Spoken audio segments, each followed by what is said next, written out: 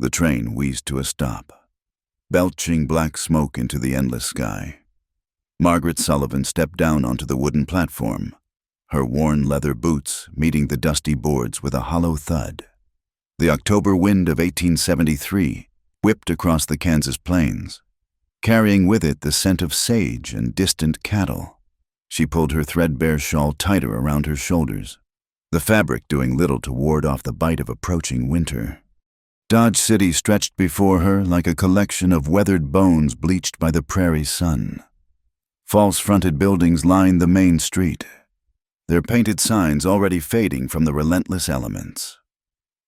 The Long Branch Saloon's bat-wing doors swung in the breeze, revealing glimpses of shadowy figures within. Somewhere, a dog barked, and the steady ring of a blacksmith's hammer echoed through the afternoon air. Margaret's fingers found the small cloth purse tucked in her skirt pocket. $3.47, all that remained of her life in Boston. She'd sold everything else her mother's china, the few pieces of jewelry that hadn't already been pawned, even the silk dress she'd worn to church every Sunday.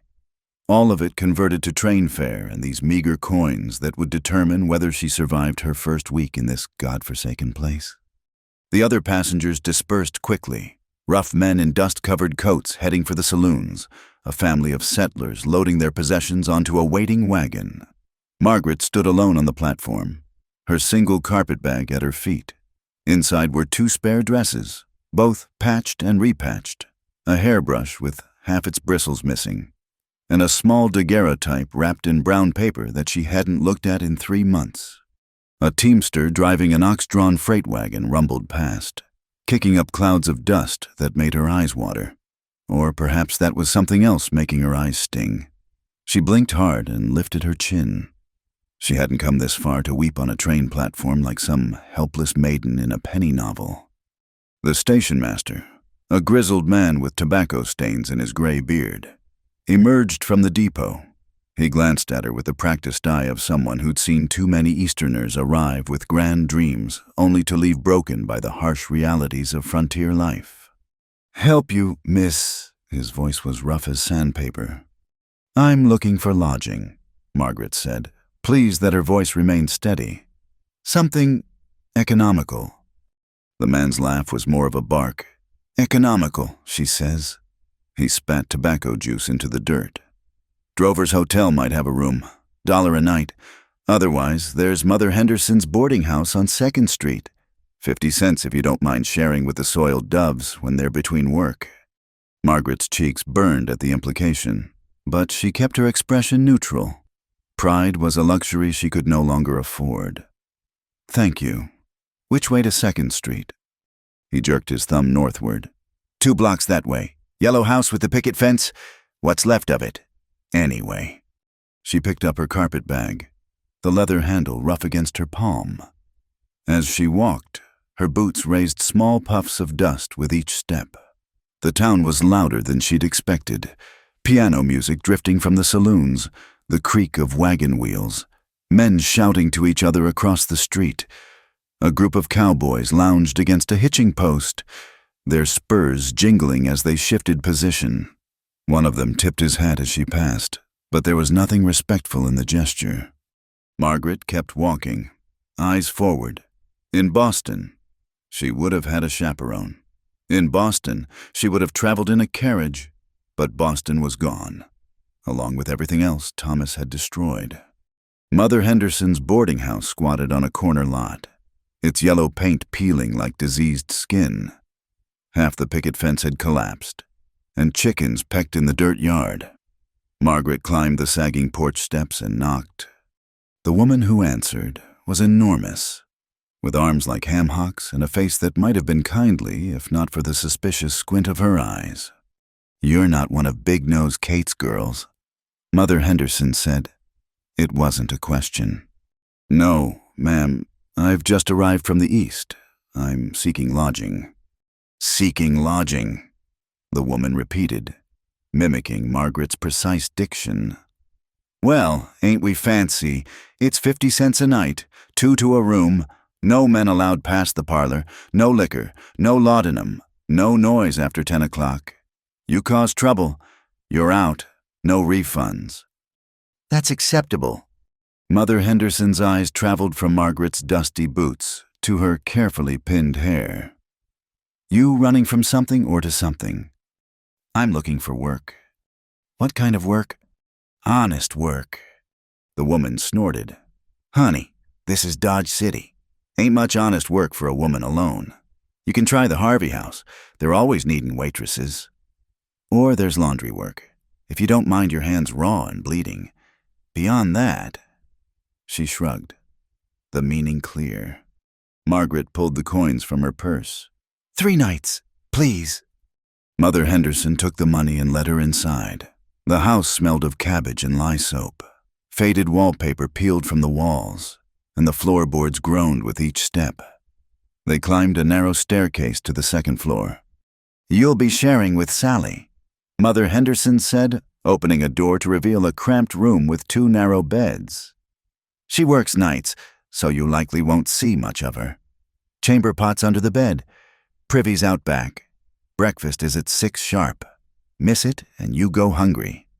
The room was smaller than her closet had been in Boston.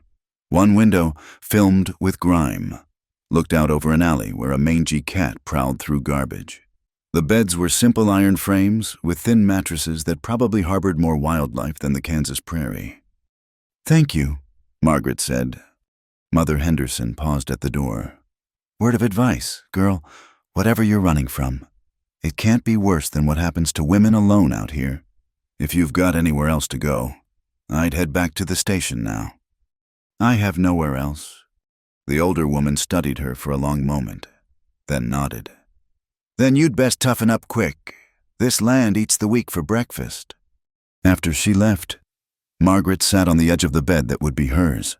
The mattress sagged beneath her weight, springs creaking. She removed her bonnet and set it carefully on the small table between the beds. Her hands were trembling. 300 miles from the nearest person who knew her name, 2,000 miles from the graves of her parents, a lifetime from the girl who'd once danced in ballrooms and believed in forever. The late afternoon sun slanted through the dirty window, painting amber stripes across the floorboards. Somewhere in the house, a woman coughed, a wet, consumptive sound that spoke of too many winters and too little hope. Margaret opened her carpet bag and removed her few possessions, arranging them in the battered dresser.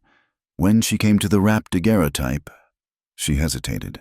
Then, with deliberate movements, she placed it face down in the bottom drawer beneath her spare underthings. She would not look at Thomas's face. Not today. Perhaps not ever again. The Harvey house stood next to the train depot, a beacon of Eastern civilization in the wilderness. Margaret had tidied herself as best she could, repinning her hair and brushing the worst of the dust from her dress. She entered through the staff entrance as directed by a passing cowboy. The kitchen was a chaos of steam and shouting. Women in crisp black dresses and white aprons rushed between tables and stoves, carrying impossible loads of dishes. The heat was overwhelming after the cool October air. You hear about a position? A harried woman with steel-gray hair barely glanced at her. Yes, ma'am. Can you work hard? Can you smile when men say crude things? Can you carry 20 pounds on a tray without dropping it? I can learn. The woman, clearly the head waitress, finally looked at her properly. You're running from a man. It wasn't a question, but Margaret answered anyway. Yes. A husband? He was supposed to be. Well, at least you had sense enough to run before the wedding. We start at 5 in the morning, shift ends at 9 at night, $1.50 a week plus meals. You follow the Harvey rules or you're gone.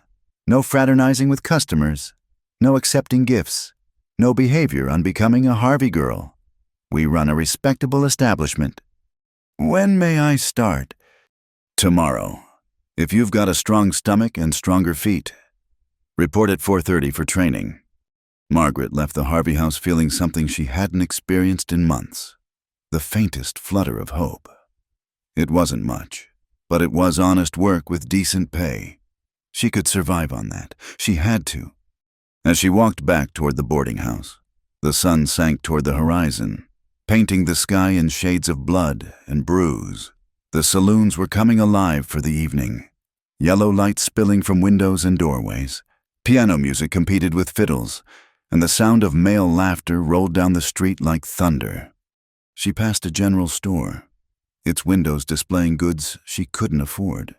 New boots, fresh calico, tins of fruit. Her stomach reminded her that she'd eaten nothing since the stale biscuit on the train that morning. But food would have to wait.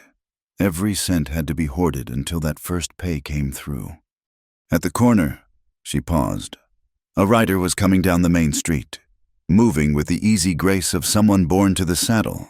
His hat was pulled low against the dying light, and dust covered him like a second skin. As he passed, he glanced her way, and for a moment their eyes met. Margaret looked away first, continuing toward the boarding house. She'd learned her lesson about men with kind eyes and easy smiles. The West might be a different world, but men were the same everywhere, full of promises they never intended to keep. The boarding house was quiet when she returned. In her room, Sally's bed remained empty. Margaret sat by the window, watching the alley darken as night claimed the town. Somewhere, a coyote howled, and the sound raised goosebumps on her arms. She thought of her mother, dead these 3 years, who'd whispered on her deathbed that Margaret should marry well and be happy. She thought of her father, who'd drunk himself into an early grave trying to forget his failures. She thought of Thomas, with his poet's words and gambler's heart, who'd promised her the world and left her with nothing but shame and debt. No tears came. Perhaps she'd shed them all on the long train ride west, or perhaps the desert air had already begun to dry her up from the inside out. Either way, she was done with crying. Tomorrow, she would begin again. Tomorrow, she would learn to carry heavy trays and smile at crude men. Tomorrow, she would start becoming someone else, someone harder, someone who could survive in this unforgiving land. Margaret Sullivan was as good as dead. Whoever she became next would be forged in the crucible of the frontier, shaped by wind and dust and necessity. She lay down fully clothed on the narrow bed, too exhausted to undress. Through the thin walls came the sounds of the boarding house settling for the night. Footsteps, murmured conversations, that persistent cough. Her last thought before sleep took her was not of what she'd lost, but of what she might yet find in this harsh new world, even if it was nothing more than the strength to face another day. The morning sun hadn't yet crested the horizon when Margaret hurried toward the Harvey house, her breath forming small clouds in the cold October air. 2 weeks had passed since her arrival in Dodge City, and her body was still adjusting to the punishing schedule. Her feet ached constantly, and her hands bore new calluses from carrying heavy trays. But she'd kept her position and earned her first week's pay. She rounded the corner near the livery stable and collided with something solid, a man's chest. The impact sent her stumbling backward, and she would have fallen if not for the quick hand that caught her elbow. "Steady there," a low voice rumbled. Margaret looked up, ready to apologize, and found herself staring into eyes the color of winter sky. The man was tall, broad-shouldered, with the kind of weathered face that spoke of long days under an unforgiving sun. Dust covered his worn leather chaps, and his flannel shirt had seen better days. A coil of rope hung from his belt, and his boots were caked with mud and what was probably manure. "Pardon me," she said stiffly, pulling her arm free. "I wasn't watching where I was going." No harm done. He stepped aside, but not before she caught the scent of him, leather, sweat, and horse. Nothing like Thomas's French cologne, and somehow more honest for it. She hurried past, aware that he was still watching. At the Harvey house door, she glanced back. He was kneeling by a broken section of fence, already focused on his work, hands moving with practiced efficiency as he spliced a new rail into place. Inside, the kitchen was already in full swing. Margaret tied on her apron and joined the controlled chaos, pushing thoughts of blue eyes and capable hands from her mind. The breakfast rush came like a cavalry charge. Cowboys, businessmen, travelers, all demanding quick service and hot food. Margaret wove between tables, coffee pot in one hand, plates balanced on her other arm. She'd learned to deflect crude comments with a vacant smile, to dodge wandering hands without spilling a drop. "Table 6 needs more biscuits," Sarah, another Harvey girl, called out as she passed. Margaret nodded, heading for the kitchen. Through the window, she could see the man from earlier still working on the fence. He'd removed his vest, and his shirt stretched across his back as he lifted a heavy post into place. Other men might have called for help, but he worked alone, methodical and sure. "Margaret, those biscuits aren't going to walk themselves out there." Mrs. Patterson, the head waitress, barked. She jerked her attention back to her duties, heat rising in her cheeks. What was wrong with her? She'd come west to escape the trap of depending on a man, not to moon over the first cowboy who caught her arm. The morning wore on. The fence mender finished his work and disappeared. Margaret told herself she was relieved. She had no business noticing strange men, no matter how their eyes seemed to see right through her carefully constructed composure. During the brief lull between breakfast and lunch, she stepped out back for a moment of air. The prairie wind cooled her flushed face and played with the loose strands of hair that had escaped her severe bun. "Wouldn't have figured you for a Harvey girl." She spun around. The cowboy leaned against the building's corner, rolling a cigarette with economical movements. Up close, she could see the fine lines around his eyes, the scar that bisected his left eyebrow. "I beg your pardon. This morning, you looked like you were running late to somewhere important. Figured maybe you were the new schoolmarm they've been expecting." He lit the cigarette, eyes never leaving her face. "You got that look." "What look?" "Like you're used to better things." The observation hit too close to truth. Margaret lifted her chin. "We all do what we must, Mr. Jake McAllister, and you're right about that." He took a long draw from his cigarette. "Work's work. Nothing shameful in honest labor. If you'll excuse me, I need to return to mine." "Course." He touched the brim of his hat, a gesture that somehow seemed more genuine than when the other cowboys did it. "You take care, miss." Margaret went back inside, unsettled. She'd spoken more words to this stranger than she had to any man since arriving in Dodge City.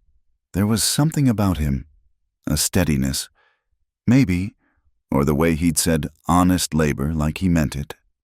The lunch rush proved even more chaotic than breakfast. A cattle drive had arrived in town, and the drovers were celebrating the end of their long journey with meals they hadn't tasted in months. Margaret's section overflowed with dusty, boisterous men who hadn't seen a woman in weeks. "Hey there, pretty girl," one of them called out, grabbing for her skirt as she passed. "Why don't you sit a spell?" She sidestepped neatly, a move she'd perfected over the past fortnight. "I'll get you more coffee." "Sir, I don't want coffee. I want—" "The lady said she'd get you coffee." Jake McAllister stood in the doorway of the dining room, hat in hand. He wasn't looking at her, but at the drover who'd grabbed for her. Something in his stance, relaxed but ready, made the other man release Margaret's skirt. "Ain't your business, cowboy." The drover muttered, "You're right, it ain't." Jake moved to an empty table in Margaret's section, settling his large frame into a chair that creaked under his weight. "Just looking for some dinner, is all." The moment passed.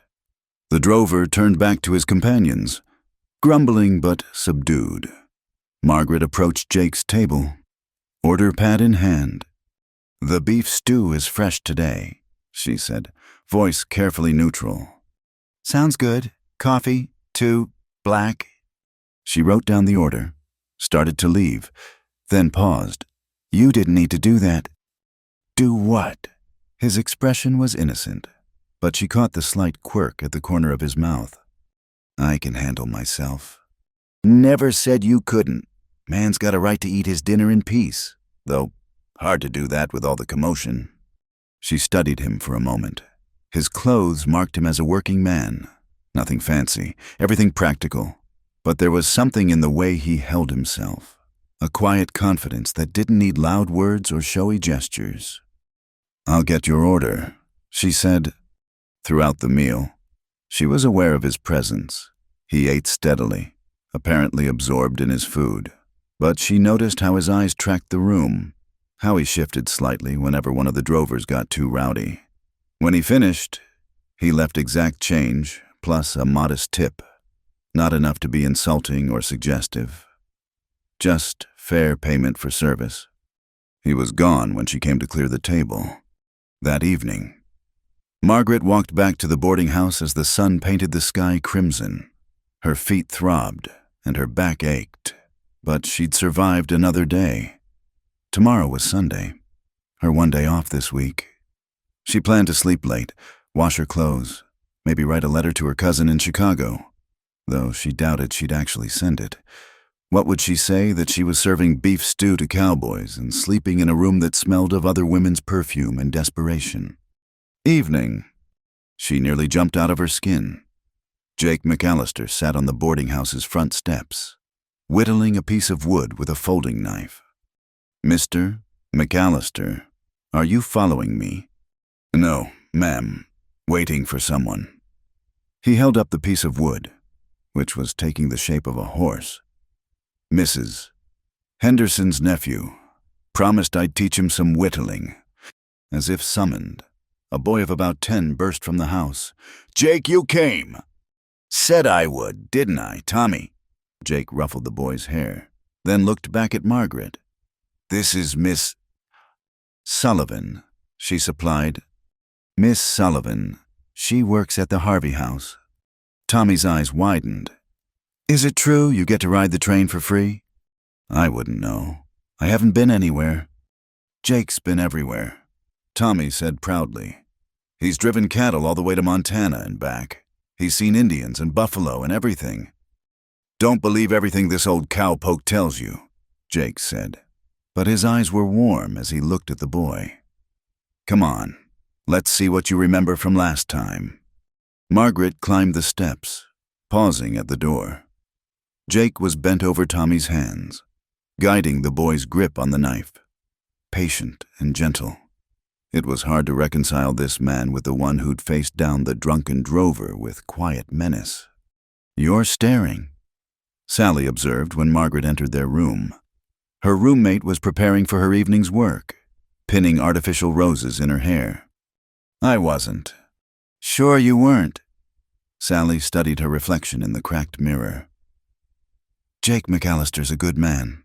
Lonely one, too, since his brother died last year. Caught a fever on a drive and never recovered." "I didn't ask." "Didn't have to. Word of advice. Honey, that man's nothing like whoever hurt you back east. Jake's the type who says what he means and means what he says. Doesn't happen often out here." Margaret busied herself with removing her boots. "I'm not looking for any type of man." "Nobody ever is, until they are." Sally picked up her shawl. "Just remember, winter's coming. Gets awful cold in these beds alone." After Sally left, Margaret sat by the window. Below, Jake and Tommy were still on the steps, two heads bent together in the dying light. The boy's laughter drifted up, clear and innocent. Jake's deeper chuckle followed, a sound like distant thunder. She thought of Thomas, with his smooth words and smoother hands, who'd never done a day's honest work in his life, who'd promised her marriage and security, then gambled away her dowry and disappeared, leaving her with debts and a ruined reputation.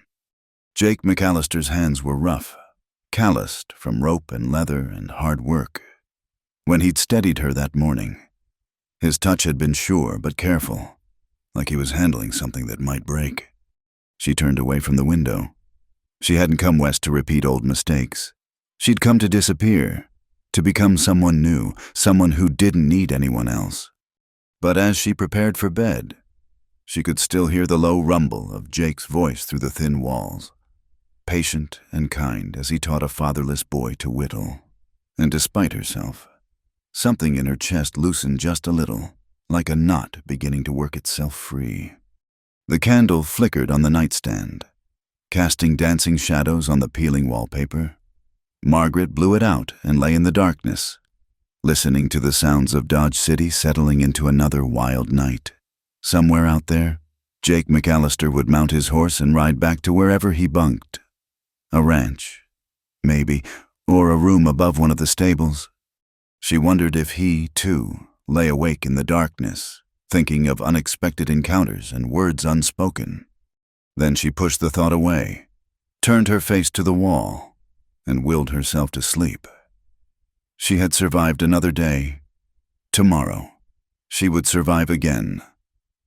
That had to be enough. But just before sleep claimed her, she remembered the way he'd said her name, Miss Sullivan, like it was something worth respecting, like she was something worth respecting. It had been a long time since anyone had looked at her that way. Too long. The first freeze came early that year, catching everyone unprepared. Margaret woke to ice crystals on the inside of the window and her breath visible in the frigid air. Sally's bed was empty. She often didn't return until dawn, and the thin blanket provided little warmth against the Kansas cold. She dressed quickly, fingers stiff and clumsy with the buttons. The Harvey house would be warm. At least, she wrapped her shawl twice around her shoulders and hurried down the stairs. In the parlor, she stopped short. A figure lay curled on the floor near the dying embers of the fireplace, covered only by a threadbare coat. The pale morning light revealed a young woman, perhaps 17, with dark hair matted against her cheek. Her dress, once fine blue wool, was torn and travel-stained. Margaret knelt beside her, touching her shoulder gently. The girl's eyes flew open, wide, frightened, like a cornered animal.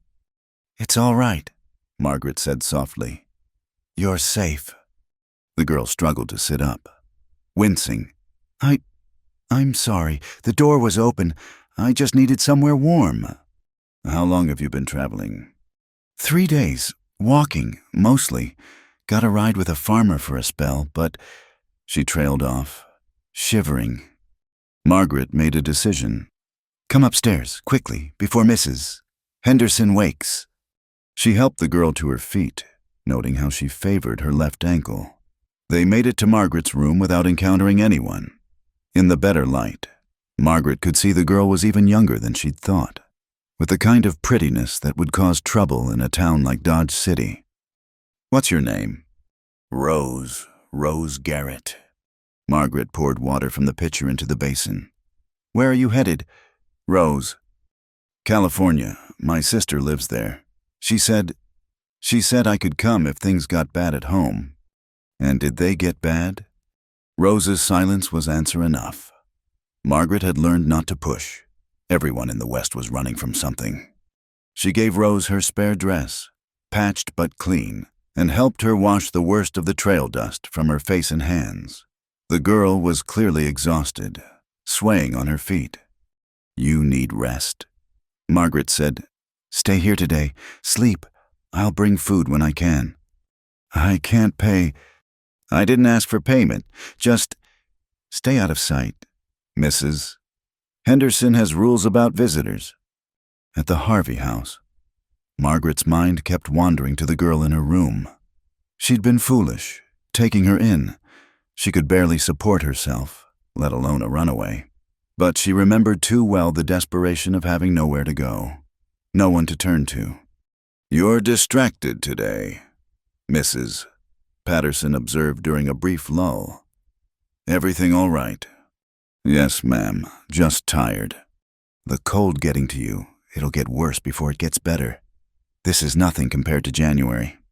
Margaret managed to pocket some biscuits and a small portion of ham during the breakfast cleanup.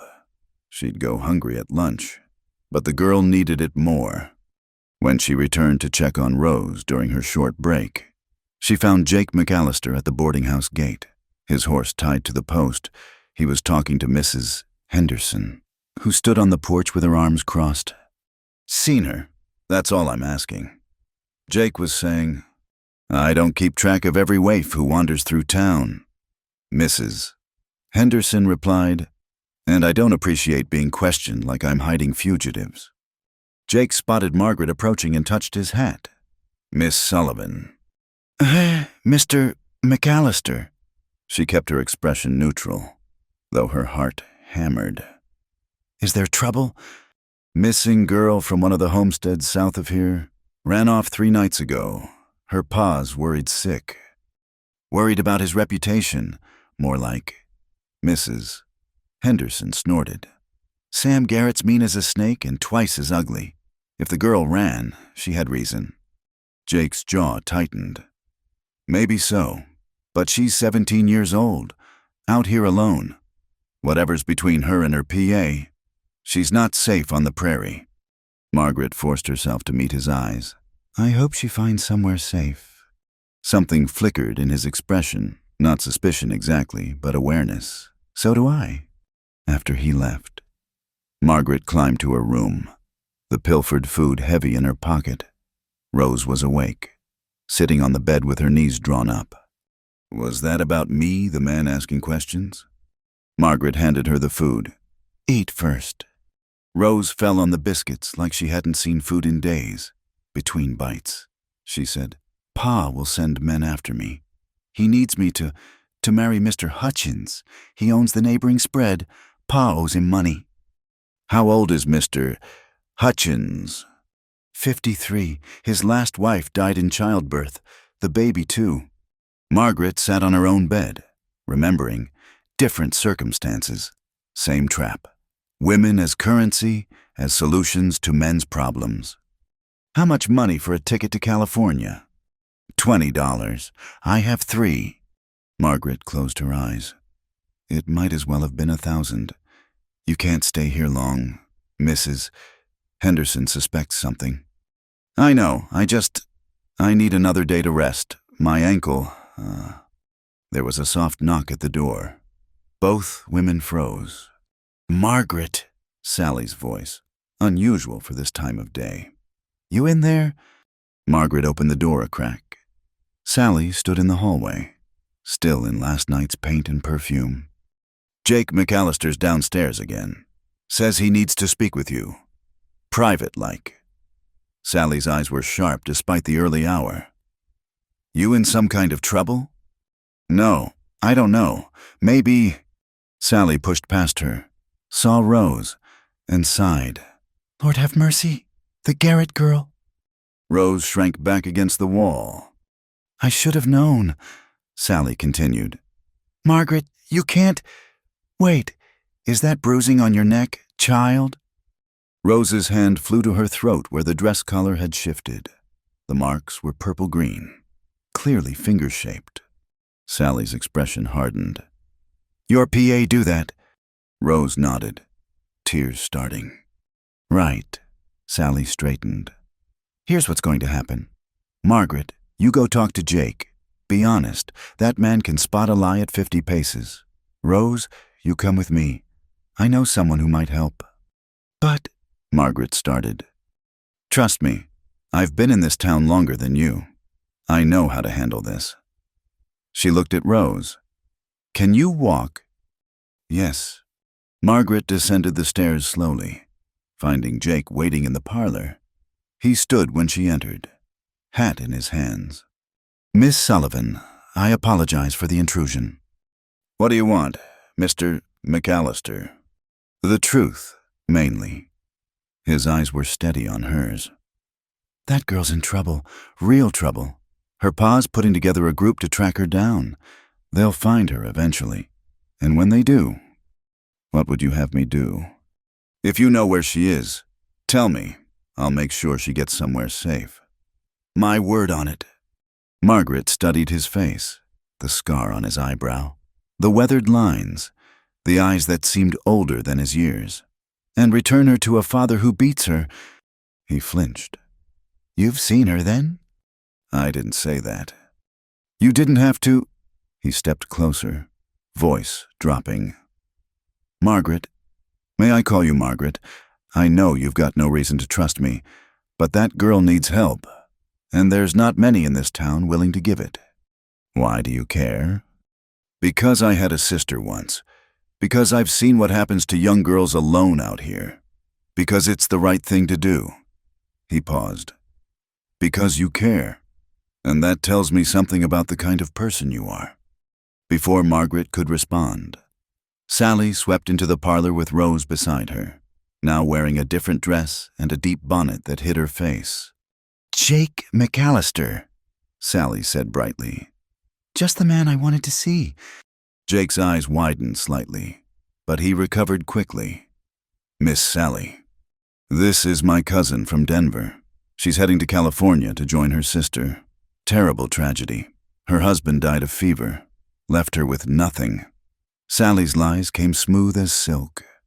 "I was hoping you might know someone trustworthy heading west, someone who could see her safely to the railroad at Abilene." Jake looked at Rose, who kept her face downturned.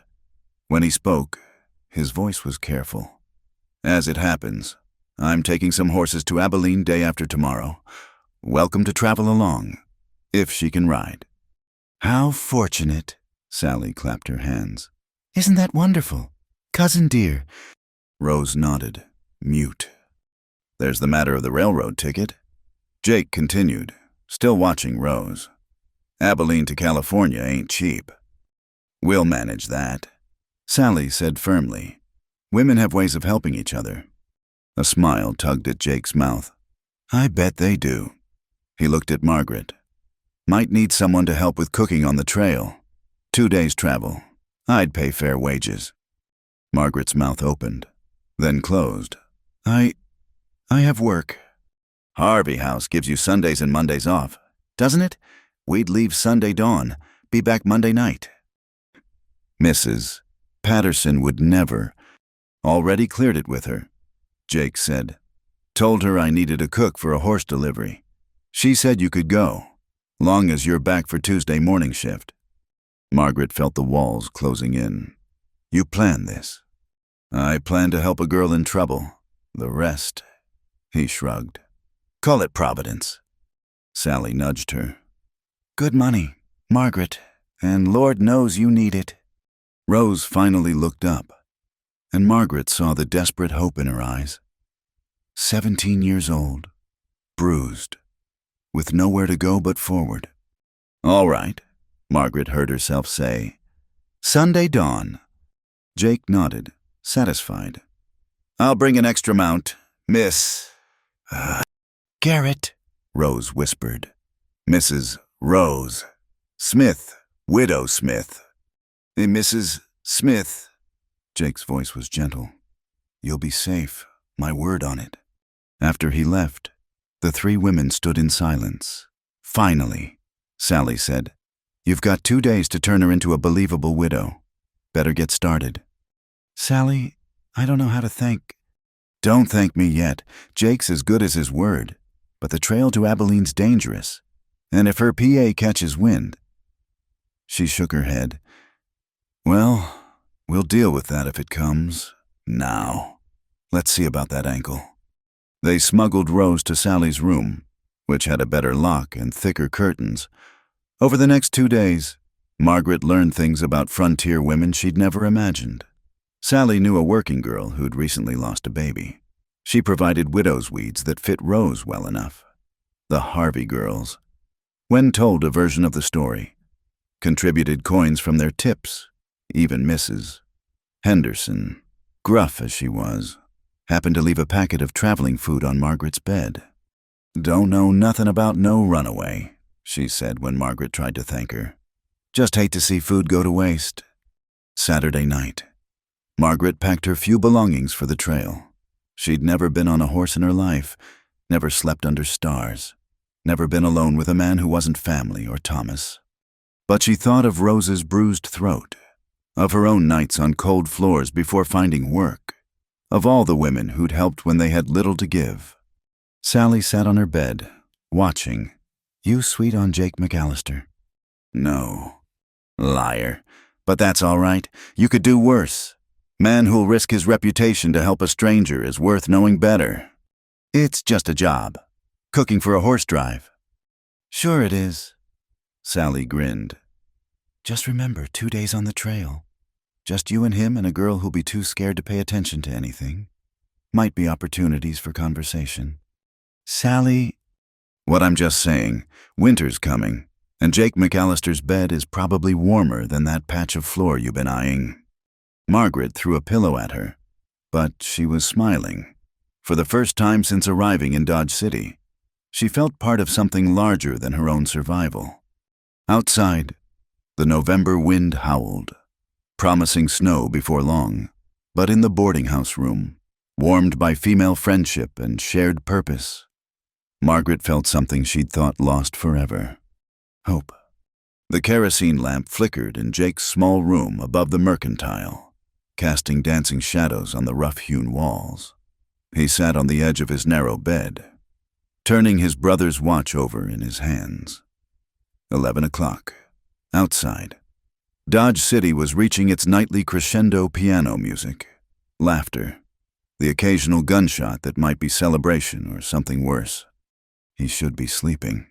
Dawn would come early, and the trail to Abilene was no easy ride, but his mind kept returning to Margaret Sullivan's face when she'd agreed to help.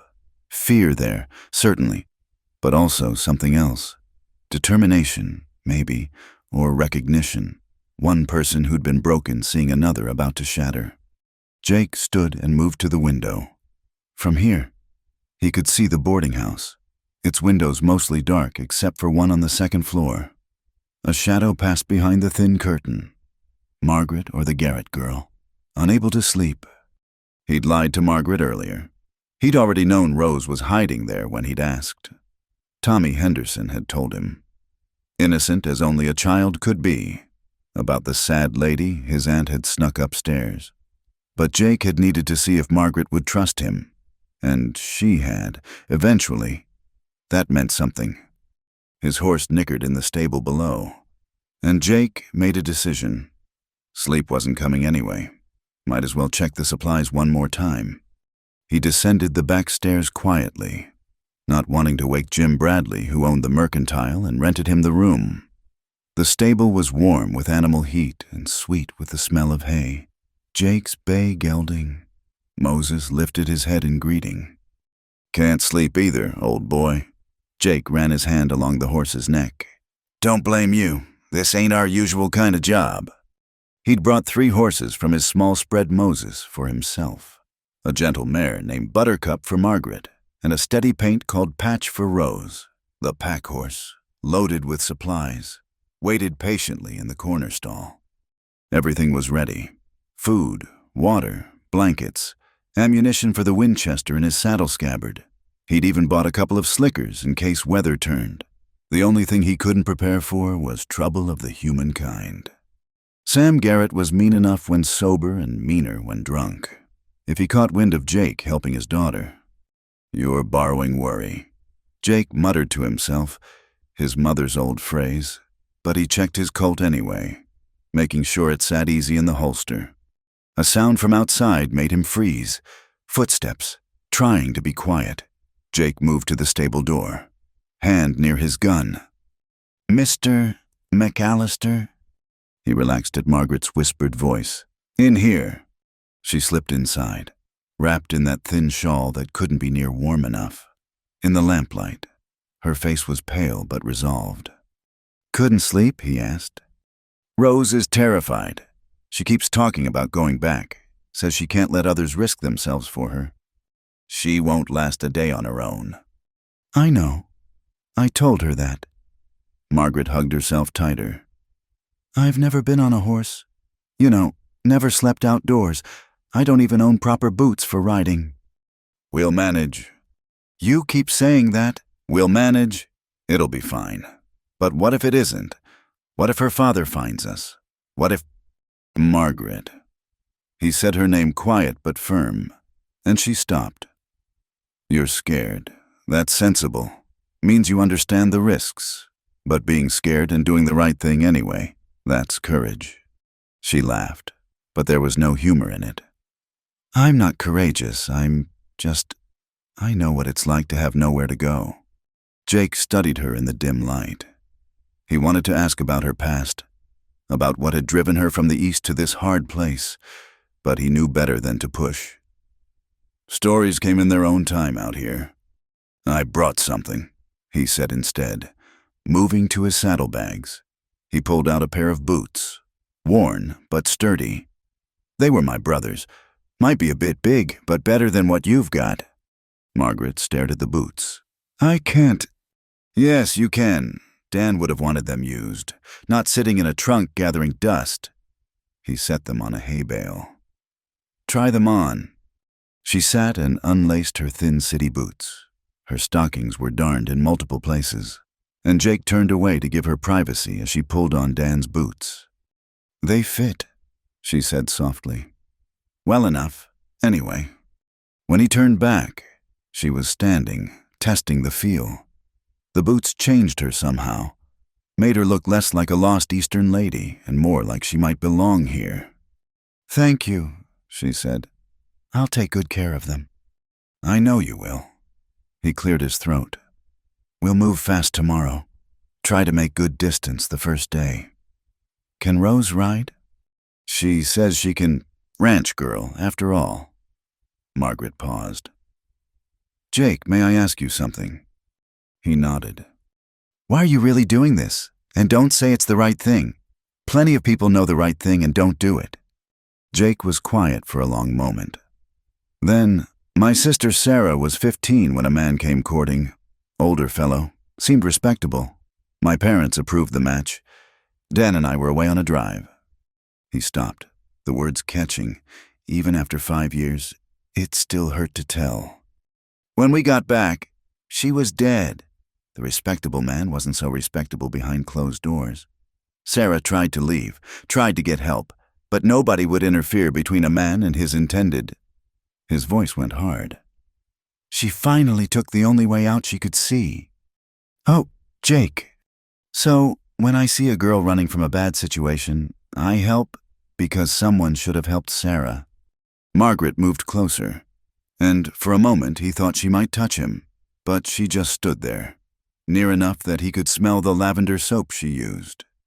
I'm sorry, she said simply. It was a long time ago. Doesn't make it hurt less. No, he agreed. It doesn't. They stood in comfortable silence, listening to the horses shift and breathe. Finally, Margaret said, I should go. Dawn will come early. Margaret. He caught her arm gently as she turned to leave. Whatever you're running from, whatever brought you here, it doesn't matter to me. Just wanted you to know that. She looked up at him, and in the lamplight he could see tears gathering in her eyes. It might, when you know the truth, it might matter very much. Try me sometime. She pulled away, not unkindly. Good night, Jake. After she left, Jake stood in the stable for a long while. Moses nudged him, looking for treats. I know. Boy, getting complicated, isn't it? He patted the horse's neck. But she's worth it. Both of them are worth helping. He made one last check of the supplies, then headed back to his room. This time, sleep came easier, though his dreams were full of brown eyes and borrowed boots. Morning came wrapped in frost. Jake was at the boarding house before first light, horses saddled and ready. Margaret emerged first, Dan's boots visible beneath her dress, a borrowed divided skirt allowing her to ride. She'd pinned her hair back severely and wrapped herself in what looked like every piece of clothing she owned. Morning, he said, handing her a cup of coffee from the pot he'd brought. She took it gratefully, wrapping her hands around the warmth. Rose will be down shortly. She's saying goodbye to Sally. Good woman, Sally. The best. Margaret looked at him over the cup. She thinks we're sweet on each other. Jake nearly choked on his own coffee. Does she now? I told her she was wrong. Course you did. I mean it. Jake, I'm not. I can't. Nobody's asking you to. He kept his voice easy, though something twisted in his chest. We're just helping a girl get to safety. Nothing more. Rose appeared then, ending the conversation. In her widow's weeds and deep bonnet. She looked older, sadder. The transformation was remarkable. "Mrs. Smith," Jake said formally, helping her mount Patch. "We'll take it easy today. Let you get used to riding again." The sun was just beginning to pink the eastern sky as they rode out of Dodge City. Jake led Winchester across his saddle, watching the horizons. Rose followed on Patch, riding better than he'd expected. Margaret brought up the rear on Buttercup, clutching the saddle horn, but determined. They were 3 hours out when Jake spotted the dust cloud. "Riders coming," he said quietly. 6, maybe 7, moving fast. Rose went rigid. "It's Pa. Has to be." Jake considered their options. No cover nearby, just open prairie and scattered buffalo grass. Running would be pointless. Margaret could barely stay on at a walk. "Get behind me," he ordered. "Both of you. Margaret, take this." He handed her Dan's old Navy Colt. "You know how to use it. Point and pull the trigger." "Close enough. Don't unless I tell you." The riders came on hard, spreading out as they approached. Jake recognized Sam Garrett in the lead. Face twisted with rage, the others were hired men, hands from neighboring spreads. "McAllister," Garrett spat, reining up just out of easy gun range. "Should have known you'd be mixed up in this. Where's my girl?" "Don't see any girls here," Jake replied calmly. "Just escorting a widow to Abilene." "Widow? Hell, Rose, you get over here right now." Rose pushed back her bonnet, chin lifted. "I'm not going back, Pa." "Like hell you're not. You made a bargain." "You made a bargain, selling me to pay your debts." Her voice shook but held firm. "I won't do it." Garrett's hand moved toward his gun. "You'll do as you're told. Girl or what?" Jake's voice went deadly quiet. "You'll shoot your own daughter in front of witnesses." "Wouldn't be shooting my daughter. She's dead to me the minute she ran." Garrett's eyes were wild. "Just be shooting a thief who stole from me." "I didn't steal anything. You took yourself, didn't you? And you belong to Hutchins. Bought and paid for." Margaret urged Buttercup forward. "She's not property. She's a person." Garrett laughed ugly. "Another whore putting ideas in her head? Should have known." Jake's hand was on his Colt before he'd made the conscious decision. "Apologize to the lady." "Or what, you'll shoot me over some Harvey House trollop?" The click of Jake cocking his revolver was loud in the morning air. "Apologize." One of the hired men spoke up. "Sam, maybe we should—" Shut up. Garrett's face was purple now. McAllister, you interfering bastard. This ain't your business. "Made it my business when I gave my word to see these ladies safe to Abilene." Your word. Garrett spat. "What's that worth? You couldn't even keep your own sister safe." The words hit like physical blows. Jake felt Margaret's sharp intake of breath behind him, felt his own control slipping. "Pa, please," Rose begged. "Just let me go. Tell Mr. Hutchins I died. Tell him anything." "Can't." For a moment, Garrett's voice held something almost like pain. "Owe him too much. It's you or the ranch, girl. Everything we built. Then let it go, it's just land." "It's all I got left of your mother." The admission seemed to surprise even Garrett. For a moment, the prairie was silent, except for the wind. Then one of the hired men said, "Sam, the girl's made her choice. Maybe—" Garrett whirled on him. "You two fine. All of you are cowards." He looked back at Jake. "This ain't over. McAllister, you bring her back, or I'll see you hanged for kidnapping." "Try it," Jake said evenly. "Judge Carter knows me. He knows you too. Which one of us you think he'll believe?" Garrett's hand twitched toward his gun again, and Jake prepared to draw, but another of the hired men caught Garrett's arm. "Come on, Sam. Girl's gone. Nothing to be done about it now." For a long moment, violence hung in the air like smoke. Then Garrett spat again and wheeled his horse around. "You're dead to me," he shouted over his shoulder at Rose. "You hear me, dead?"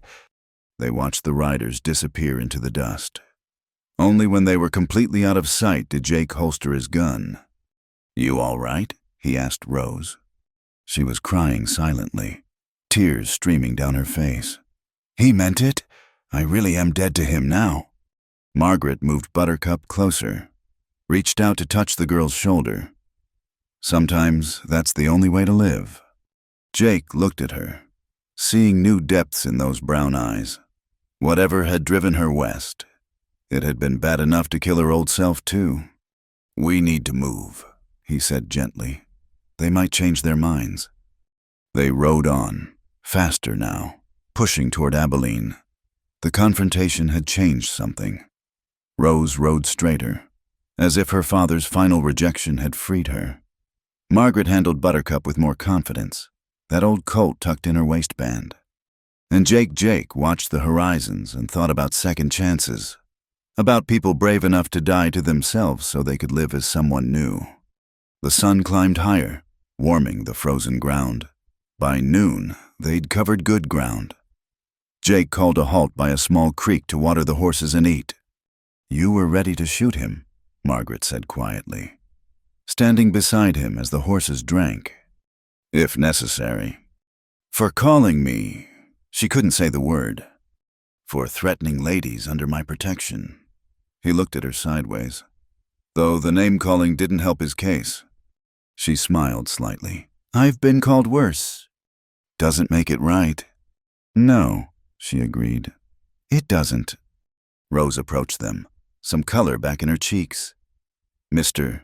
McAllister, thank you for everything." "Just keeping my word, miss." "It's more than that." She looked between him and Margaret. "Both of you risked yourselves for a stranger. I won't forget." They mounted up again, the afternoon stretching before them.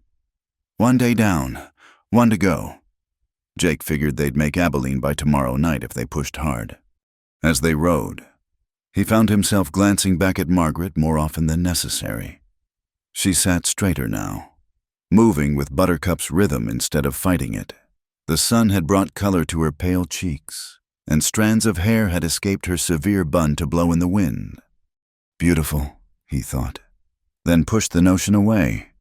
She'd made herself clear she wasn't looking for whatever Sally thought might happen between them, and he had no business thinking about a woman with secrets, a woman still running from something or someone. But as the prairie rolled on endless around them, Jake couldn't help but hope that maybe, once Rose was safe in Abilene, Margaret might stay in Dodge City a little longer. Long enough for him to prove that not all men were like whatever had hurt her. Long enough for her to stop running. The sun began its descent, painting the sky in shades of gold and crimson. Soon they'd need to find a place to camp for the night. Jake knew a spot with good water and natural shelter, defensible if Garrett decided to try again. "How much further?" Margaret called out. "Hour, maybe less." "Good. I don't think I can feel my legs anymore." Despite everything, he smiled. "You're doing fine, natural rider." "Liar." "Maybe, but you're still doing fine." She smiled back, and something in Jake's chest loosened. Whatever tomorrow brought, whatever secrets lay between them, for now they were just three people helping each other across the prairie. Sometimes that was enough. Sometimes it was everything. The fire crackled between them, pushing back the prairie darkness. They'd made camp in a shallow draw where a cluster of cottonwoods offered protection from the wind. Jake had been right about the spot: good water from a small spring, natural windbreak, and clear sight lines in case of trouble. Rose had fallen asleep almost immediately after supper, exhausted by the day's emotions and hard riding. She lay wrapped in blankets near the fire, looking younger than her 17 years. Margaret sat across from Jake, nursing a cup of coffee and staring into the flames. "You should sleep," Jake said quietly. "Long day tomorrow." "I can't. My mind won't settle." She shifted, wincing. "Also, I may never walk properly again." He smiled. "First day's always the hardest. Gets easier." "Does it?" She looked at him across the fire. or do we just get harder? The question hung between them, deeper than talk of saddle soreness. Jake poked at the fire with a stick, sending sparks spiraling upward. Maybe both, he said finally. World's got a way of toughening us up whether we want it or not. Margaret pulled her blanket tighter. The temperature had dropped with the sun, and her breath misted in the cold air. Tell me about your brother, Dan. Jake wasn't expecting that. What do you want to know? What was he like? You said those were his boots. Jake looked down at the worn leather on Margaret's feet. He was better than me, kinder. Saw the good in people even when there wasn't much to see. He wanted to be a doctor, used to practice on injured animals, setting bones and such. What stopped him? Life. Pa died when we were young. The ranch needed working. Dreams are expensive when you're trying to survive. Jake's voice held no bitterness, just acceptance. He never complained, though. Said there'd be time later. But there wasn't. No. Fever took him last winter. 3 days from first symptom to... He stopped, swallowed hard. I was right there, holding his hand, and couldn't do a damn thing to help. Margaret moved then, rising stiffly to come around the fire. She sat beside him, not touching but close enough that he could feel her warmth. I'm sorry, she said. That's why you were at the boarding house, teaching Tommy. You're trying to be for him what Dan might have been. Jake looked at her, surprised by her perception. Maybe. Kid needs somebody. His pa's been gone 2 years, and Mrs. Henderson's got her hands full. You're a good man, Jake McAllister. Don't know about that. I do. She stared into the fire. You want to know what I'm running from? Only if you want to tell me. She was quiet for so long he thought she'd changed her mind. Then, voice barely above a whisper. His name was Thomas Ashford. We were engaged. Jake waited, knowing there was more. He was everything a girl from Boston was supposed to want. Handsome, charming, from a good family. He wrote poetry, spoke French, could make you feel like you were the only woman in the world when he looked at you. But it was all surface. Underneath, he was empty. No, not empty, rotten, like a beautiful apple with worms at the core. Her hands clenched in her lap. He had debts, gambling debts, bad ones. He needed my dowry to pay them off. Let me guess, the money disappeared before the wedding. Along with Thomas. Her laugh was bitter. But not before he'd ruined my reputation. We'd been seen together unchaperoned. He'd made sure of that. When he vanished, everyone assumed, well, that I was a woman of loose morals who'd driven him away with my demands. Jake's jaw tightened. Anyone who'd believe that is a fool. Perhaps, but fools control society. My father's business associates pulled their contracts. He started drinking heavily, trying to forget the shame. He died 6 months later. Heart failure. The doctor said, but I know better. He died of disappointment in his daughter. Margaret. I tried to maintain appearances, keep my mother's house running, but the creditors came calling. Thomas had taken loans in my name, forged my signature, legal or not. The scandal made it impossible to fight. She looked at him then, eyes bright with unshed tears. My mother's family had consumption. She was always delicate. When she got sick last winter, I couldn't afford a doctor. I sold everything, but it wasn't enough. She died believing I'd destroyed our family. The fire popped, sending up a shower of sparks. In the distance, a coyote howled. Lonely sound in the vast darkness. So that's what I'm running from, Margaret continued. The ghosts of everyone I failed, the whispers that followed me down every Boston street, the knowledge that I was fool enough to believe in love. Jake was quiet for a moment. Then, you didn't fail anyone. This Thomas fellow, he's the one who... I know that here. She touched her head. But here, her hand moved to her heart. Here still believes it's my fault, that I should have seen through him, should have protected my family better. Hearts take longer to learn the truth than heads do. She looked at him, speaking from experience. He picked up a small stone, rolled it between his fingers. I blamed myself for Sarah, for Dan, still do on bad days. But blame's just another kind of poison. Drink too much of it and it'll kill you, sure as any fever. So what's the cure? Time, distance, finding reasons to keep going even when you don't want to. He looked at her. Helping other people who are hurting? That helps too. Margaret smiled slightly. Is that what we're doing, helping each other? Maybe. They sat in comfortable silence. The fire had died down to glowing coals, and the stars above were brilliant in the clear prairie sky. Jake found himself aware of every small thing. The way the firelight caught the gold in Margaret's hair, the gentle rise and fall of her breathing, the space between them that seemed both too much and not enough. I lied to Sally, Margaret said suddenly. About not being sweet on you. Jake's heart stuttered. Margaret, I know it's foolish. I know I said I wasn't looking for anything. But you're different from what I expected. From what I've known. She turned to face him fully. You're genuine. Jake, do you know how rare that is? I'm just a cowboy. Nothing special about... She kissed him. It was gentle, tentative. A question more than a statement.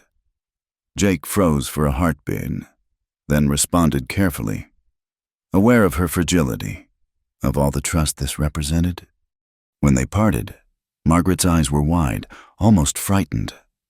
I'm sorry. I shouldn't have. Don't apologize.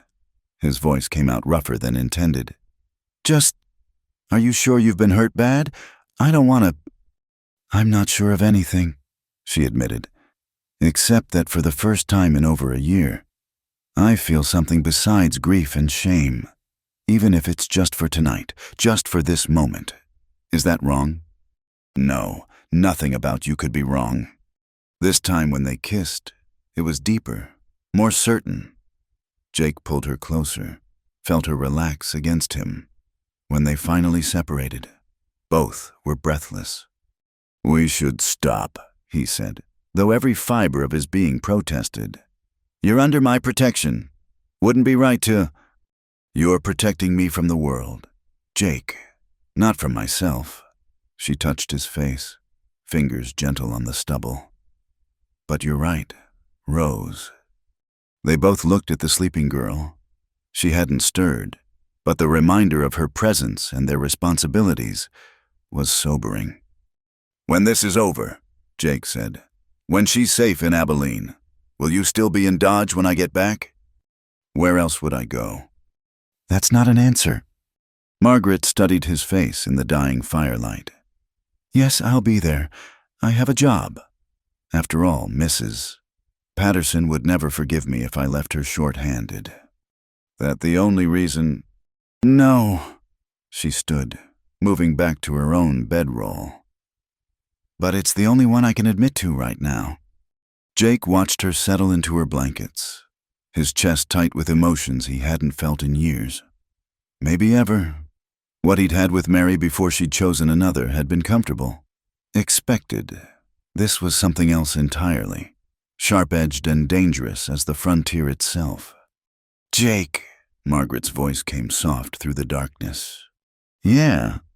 Thank you for listening, for not judging. Nothing to judge. You survived. That takes courage.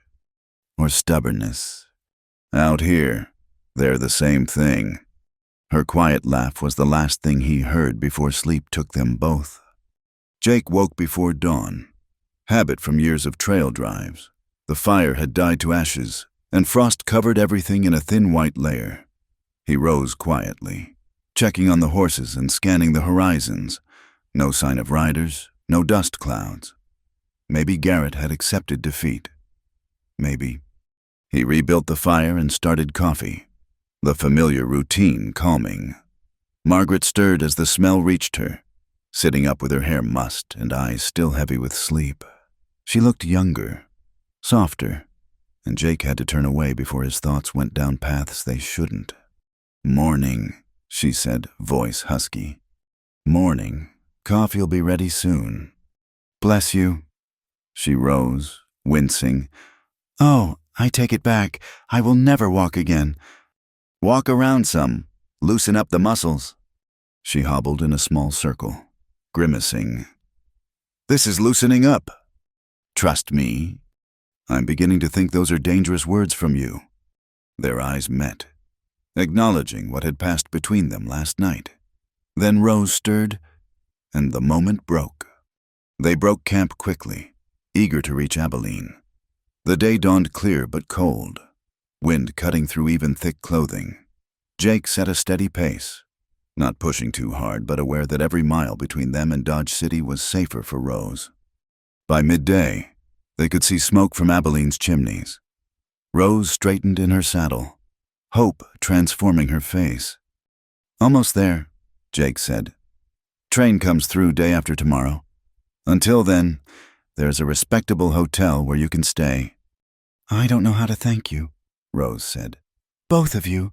You saved my life." "You saved your own life by running," Margaret said firmly. "We just helped a little." They entered Abilene in early afternoon. The town was smaller than Dodge, but bustling with end-of-season cattle trade. Jake led them directly to the Drover's Hotel, where he was known from previous visits. "Need a room for the lady," he told the clerk, placing money on the counter. "2 nights, and she'll be needing meals sent up." "Jake, I can't let you—" Rose started. "Already done. Part of seeing you safe." He turned to the clerk. "Anyone comes asking about her, you haven't seen her. Clear." The clerk, who knew Jake's reputation, nodded quickly. "Yes, sir. Mr. McAllister. Not seen a soul." They saw Rose to her room, Margaret helping her out of the widow's weeds and back into her own mended dress. "Your sister's address," Jake said, producing paper and pencil. "Write it down. When you get to California, send word that you're safe. Address it to the Harvey house." Rose wrote quickly, then surprised them both by throwing her arms around Margaret. "I'll never forget you. Never." "Be happy," Margaret whispered. "That's thanks enough." Rose turned to Jake, suddenly shy. "Mr. McAllister, my PA was wrong about your sister. Anyone can see you'd have saved her if you could." Jake's throat tightened. "Thank you, miss. You take care now." They left quickly, before emotions could overflow. Outside, Jake and Margaret stood awkwardly with the horses. "We should start back," Jake said. "Still got daylight." "Yes." Neither moved. Last night they both started, then stopped. "You first," Jake said. I don't want you to think I'm the kind of woman who, that is, I've never—" She flushed. "Oh, blazes. I don't know what I'm trying to say." "You're trying to say you're not sure what happens now. Neither am I." He stepped closer. "But I know I want to find out. If you're willing, I work 14 hours a day slinging hash to cowboys. You live on a ranch outside town. When would we even see each other? I come to town for supplies. You have Sundays off. We'd figure it out." He touched her cheek gently. "If you want to." "I'm scared," she admitted. "Of me." "Of believing again, of hoping." She caught his hand, held it. "But I'm more scared of not trying." "Then we try, slow and careful, like breaking a spooked horse." "Did you just compare me to a horse?" "I know, that came out wrong." She laughed, the sound bright in the cold air. "Come on, cowboy, take me home." They mounted up and headed back toward Dodge City. The return journey felt different, lighter despite their exhaustion. They talked as they rode, sharing stories of childhood, of dreams deferred but not destroyed. When they stopped to rest the horses, they sat close together, shoulders touching. As the sun began to sink, painting the prairie in shades of gold and amber. Jake felt something he hadn't experienced since losing Dan and Sarah. Not happiness exactly, that would come later. Maybe, but the possibility of it, the promise that life might hold more than just surviving. "What are you thinking?" Margaret asked, watching him. "That Dan would have liked you. Sarah, too. You think—" "I know." He looked at her, memorizing the way the light caught her face. "They'd have said I was a fool if I let you get away. A good thing you're not a fool, then. Jury's still out on that." She smiled. "I'll take those odds." They rode on into the gathering dusk. Two damaged people who'd found each other in an unforgiving land. It wasn't a fairy tale ending. Those didn't exist out here. But it was something better, a beginning built on truth and trust, and the kind of courage that only comes from surviving the worst and choosing to try again. Behind them, Abilene faded into the distance. Ahead, Dodge City waited with all its dangers and possibilities. And somewhere between, in the vast space of the prairie, Jake and Margaret rode side by side, no longer alone. The whispers started 3 days after their return from Abilene. Margaret first noticed them at the general store, where Mrs. Pritchard and Mrs. Colson stopped talking the moment she entered. Their eyes followed her as she selected thread and buttons, and resumed their hushed conversation the instant she left. At the Harvey house, even the other girls seemed different. Sarah, usually friendly, avoided her eyes during the breakfast rush. Only Bridget O'Malley, the Irish girl who'd arrived last month, treated her the same, but then Bridget was too new to know any better. "You're imagining things," Margaret told herself, but by the end of her shift, she knew she wasn't. The regular customers were polite, but distant. Men who usually flirted now kept their eyes on their plates. Even Mrs. Patterson watched her with an unreadable expression. Sally was waiting outside when Margaret's shift ended. "We need to talk," Sally said without preamble. "Not here. Too many years." They walked to the edge of town, where the buildings gave way to open prairie. The December wind cut through their shawls, but privacy was worth the cold. "Sam Garrett's been talking," Sally said bluntly. "Came back from Abilene with a story about you and Jake running off together, doing Lord knows what on the prairie." Margaret's stomach dropped. "But Rose was with us." Rose, who according to Garrett, there was no Rose, just you and Jake, sneaking off for immoral purposes. He's telling anyone who'll listen that Jake kidnapped his daughter and you helped, says you're both corrupt, that Jake forced his innocent girl into shameful behavior. "That's ridiculous. Everyone knows what Sam Garrett is like." "Maybe, but he's a landowner, a man of property. And you're a Harvey girl who disappeared for 2 days with an unmarried man." Sally's expression was sympathetic but frank. "In this town, that's all that matters." Margaret sank onto a wooden crate someone had abandoned. "I should have known. Should have been more careful." Careful wouldn't have helped. Garrett needs someone to blame for Rose running off. Can't admit he drove her away. So he's painting you and Jake as villains. Sally sat beside her. "Question is, what are you going to do about it?" "What can I do? It's his word against ours. And as you said, he's a man of property." "Jake's got property too. Not as much as Garrett, but he's respected. Folks know he's honest. Which is why Garrett's making sure to ruin his reputation along with mine." Margaret laughed bitterly. "I came west to escape scandal, and here I am again." Sally was quiet for a moment. "Then, there is one way to shut them up." "What? Marry him?" Margaret stared at her. "Sally?" "Hear me out. If you're married, the story changes. Instead of sneaking off for sin, you were chaperoning your intended on a business trip. Proper enough, especially out here where rules are looser. Garrett's story falls apart. I can't marry Jake to save my reputation. That's what got me into this mess in the first place. Trusting marriage to solve problems? This is different, and you know it. Jake McAllister's nothing like that Thomas fellow. And besides," Sally's eyes sharpened, "you're half in love with him already." That's not. Don't lie to me. Margaret Sullivan, I saw your face when you came back from Abilene. Something happened out there, and it wasn't just helping Rose escape. Margaret stood abruptly. I need to get back. Mrs. Henderson will wonder. Mrs. Henderson's the one who sent me to find you. She's heard the talk too. Sally rose, catching Margaret's arm. This won't go away on its own. Garrett's got drinking buddies, men who owe him favors. They'll keep the story alive as long as it suits him.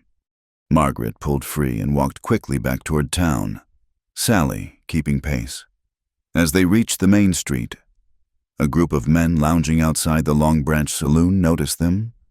One made a crude gesture, and the others laughed. Hey, Harvey girl, another called. Heard you're offering private services now. What's your rate? Margaret kept walking, face burning. Behind them, the men's laughter followed like coyotes on a scent. At the boarding house, Mrs. Henderson was waiting in the parlor, her expression grim. Sit, she commanded. Margaret sat. I run a respectable establishment. You know this. Yes, ma'am. I don't tolerate loose behavior from my boarders. Sets a bad example for Tommy. And Lord knows that boy sees enough wickedness in this town. Mrs. Henderson, I know. The older woman's voice softened slightly. I know what you did for that girl. Sally told me the truth. But the truth and what people believe ain't always the same thing. So you're throwing me out? I'm giving you a week to sort this mess. Jake McAllister's a good man, one of the few in this godforsaken town. If there's an understanding between you two, make it official. If not, she shrugged.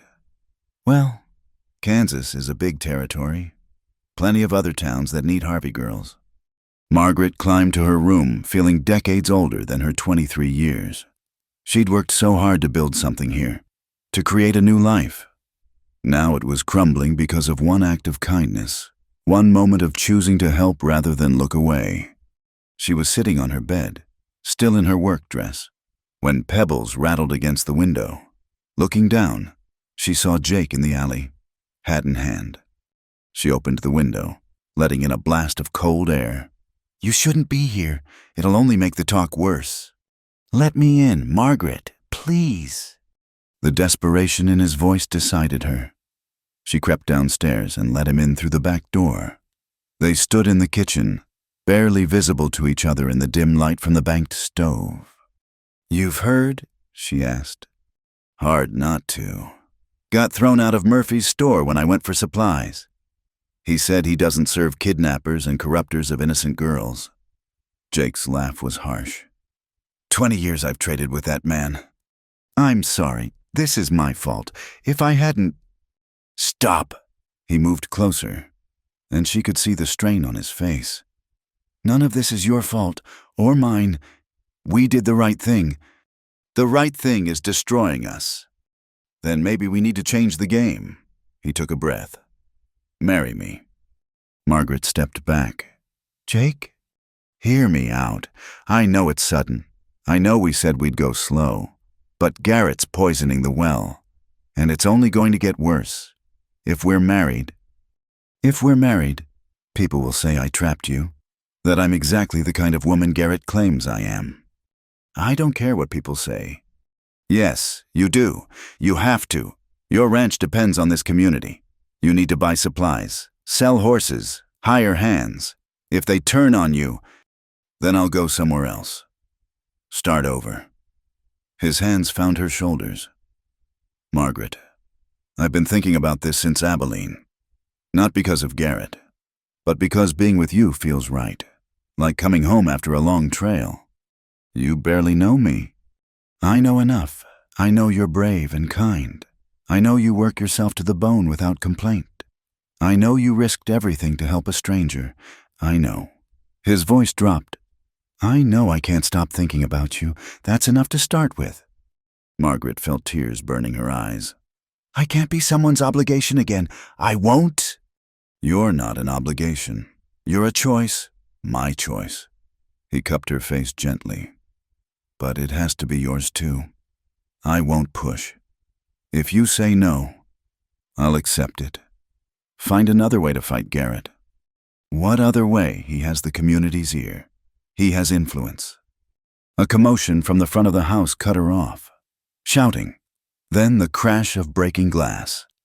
Jake pushed Margaret behind him as he moved toward the parlor. They found Mrs. Henderson facing down 3 men, Tommy cowering behind her. One of the windows was broken, a brick lying among the shattered glass. Get out of my house. Mrs. Henderson brandished a rolling pin like a club. Just want to talk to McAllister. One of the men slurred.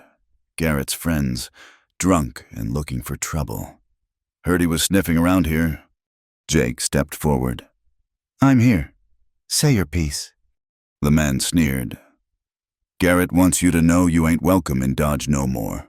You or your woman. Best move on before something unfortunate happens. That a threat? It's advice. Good advice. The man's hand rested on his pistol. Shame if your ranch burned down or your horses got sick. Accidents happen. Mrs. Henderson stepped between them. Get out, now, or I'll have the marshal here so fast. Marshal's out of town.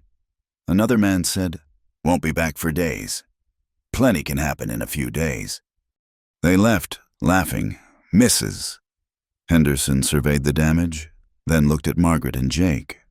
Still think you've got a week to decide? She asked grimly. Margaret sank onto the horsehair sofa. Through the broken window, cold air streamed in, carrying the sounds of Dodge City's nightlife piano music, drunken singing, the ordinary chaos that had become her world. I'll board up the window. Jake said quietly, I'll help. Tommy piped up, eager to be near his hero. As they worked, Margaret watched Jake's patient way with the boy, remembering how he'd been with Rose. A good man, Sally had said, an honest man in a dishonest world. But was that enough? Was anything enough to risk her heart again? Mrs. Henderson sat beside her. You know, my late husband wasn't my first choice. I was engaged to a lawyer back in Ohio. Handsome, educated, everything a girl could want. Then I caught him with my sister. Margaret looked at her, surprised by the confidence. Came west to nurse my broken heart. Met Henderson on the trail. He was rough, uneducated, drank too much, but he was real. What you saw was what you got. We had 20 good years before the cholera took him. She patted Margaret's hand.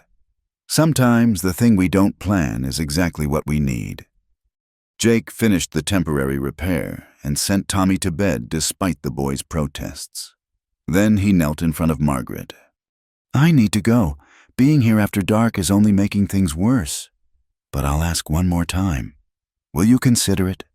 Not because of them, but because of us. Margaret looked into his eyes, seeing the hope there, the fear, the genuine care that Thomas had so expertly mimicked without ever feeling. I'll consider it, she whispered. He squeezed her hands and left through the back door. Margaret sat in the damaged parlor, surrounded by broken glass and damaged reputation, and tried to imagine a future. Outside, someone fired a gun into the air, celebrating or threatening in Dodge City. It was hard to tell the difference, but Margaret barely heard it. She was thinking of prairie sunsets and honest eyes, of borrowed boots and whispered promises, of the terrifying possibility that sometimes love came not as a grand passion, but as a quiet choice to trust again. By morning, she would have to decide. But tonight, she simply sat and remembered the feeling of riding beside Jake McAllister. The whole world spread before them like an unwritten story. Maybe that was answer enough. The gunshot echoed across the frozen prairie just as the sun broke the horizon. Margaret was halfway to Jake's ranch, having borrowed Mrs. Henderson's buggy before dawn. When she heard it, her hands tightened on the reins, and the old mare pranced nervously. Another shot, closer this time, then shouting. Margaret urged the horse forward, heart pounding. She'd made her decision in the dark hours before dawn. She would accept Jake's proposal, Not from desperation, but from hope. Now fear clawed at her throat. What if she was too late? The McAllister Ranch came into view. A modest spread with a sturdy cabin and well-maintained corrals. Smoke rose from the chimney, but something was wrong. Horses milled loose in the yard, and the barn door hung open at an odd angle. "Jake?" She pulled the buggy to a stop near the porch. "Jake!" A figure emerged from the barn, but it wasn't Jake. Hank Garrett, Sam's eldest son, stood with a rifle in his hands and blood on his shirt. "Well, well, the Harvey girl comes calling." His smile was ugly. "You're just in time for the show. Where's Jake?" "Inside. Had himself a little accident." Hank gestured with the rifle. "Go on. See for yourself. I'll wait." Margaret ran for the cabin, skirts tangling around her legs. She burst through the door to find Jake on the floor near the fireplace, his left arm at an unnatural angle and blood seeping from a gash on his forehead. "Jake!" She dropped to her knees beside him. His eyes fluttered open. "Margaret, what are you? You shouldn't be here." "Hush."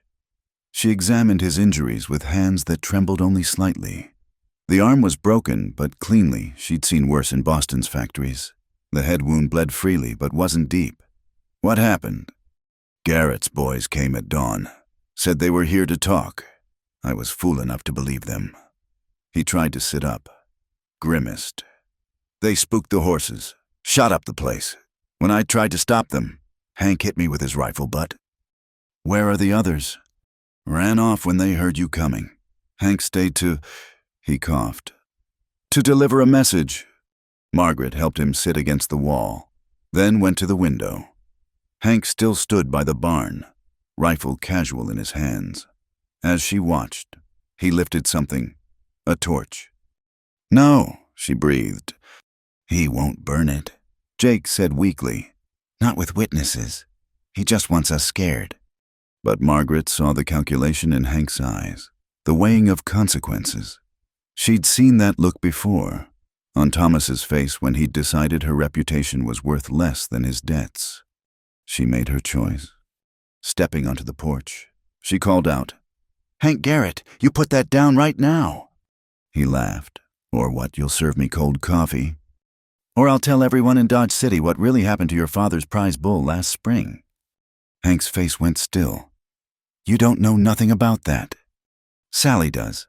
Sally knows everything that happens in this town. She knows you sold that bull to the army and told your father it died of bloat.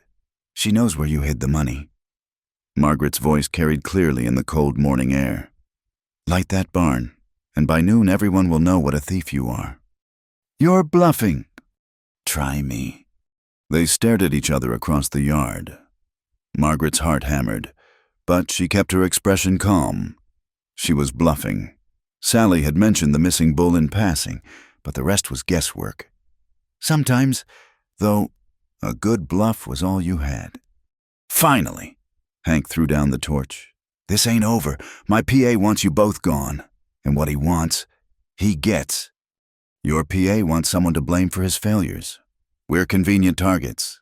Nothing more. Maybe. But that don't change nothing." He backed toward his horse, rifle still ready. "You got 1 week. After that, can't promise what might happen. Accidents. Like I said, prairie's a dangerous place."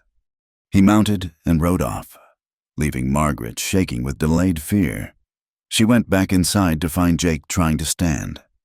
"Don't you dare," she said, pushing him down. "That arm needs setting." "You know how—" "I watched my mother help at the charity hospital. Hold still." She found clean cloth for bandages and a bottle of whiskey for the pain. Jake took a long pull, then nodded. Margaret gripped his arm, feeling for the break. "This is going to hurt," she warned. "Can't be worse than—" His words cut off in a grunt of pain as she pulled and twisted. The bone slipped back into place with an audible pop. There. She fashioned a sling from a torn sheet. "Try not to move it for a few weeks." "A few weeks," Jake laughed weakly. "I've got horses to tend, fences to mend. You've got a broken arm and possible concussion. You're not doing anything except resting. She cleaned the head wound, relieved to find it shallow. Do you have any hired hands? Can't afford them. Been doing everything myself since Dan died. Margaret looked around the simple cabin, clean but sparse. Everything practical and well-maintained. A bachelor's home, waiting for a woman's touch. Well, she said, making another decision. You do now. I'll help until you're healed. Margaret, you can't. Your job is serving food to men who now look at me like I'm something they'd scrape off their boots. Mrs. Patterson made it clear yesterday that my presence is becoming a problem for business. She sat back on her heels. Besides, I came here to give you an answer. Jake went still, and... Yes. Yes. Yes, I'll marry you. Not because of Garrett or the gossip. Because you're a good man. Jake McAllister. Because you make me want to try again. She touched his face gently. Because I think I'm falling in love with you, and that terrifies me. But not as much as the thought of losing you. He caught her hand with his good one. Margaret, However, she continued, I have conditions. Despite everything, he smiled. Of course you do. First, we do this properly. I won't have anyone saying we rushed into marriage because of scandal. We'll have a real courtship, even if it's shorter than usual. Agreed. Second, I want honesty between us. Always. If something's wrong, we talk about it. No secrets, no lies. I can do that. Third? She hesitated. I want to wait. For the wedding night, until I'm sure. Until the past doesn't stand between us anymore. Jake squeezed her hand. Margaret, I'd wait forever if you needed it. This isn't about possession. It's about partnership. She kissed him then, careful of his injuries. When they parted, both were breathless. We should get you to town, she said. That arm needs a proper doctor. Doc Morrison won't treat me. Garrett's got him scared too. Then we'll go to Dr. Chen. He treats the Chinese workers and anyone else the respectable doctor won't see. Jake struggled to his feet with her help. The horses. I'll round them up after we get back. I may not be much of a rider, but I can manage that. They made slow progress to the buggy, Jake leaning heavily on her. As she helped him up, he said, You know this won't be easy. Garrett won't give up just because we're engaged. I know, but I'm tired of running. Jake, tired of letting cruel men dictate my life. She took up the reins. If Garrett wants a fight, he'll get one. The ride to town was painful for Jake, every bump jarring his arm. Margaret kept up a steady stream of conversation to distract him, telling stories of Boston, of her childhood, of dreams she'd thought lost forever. Dr. Chen, a quiet man who'd come to build the railroad and stayed to heal, confirmed Margaret's diagnosis. Clean break.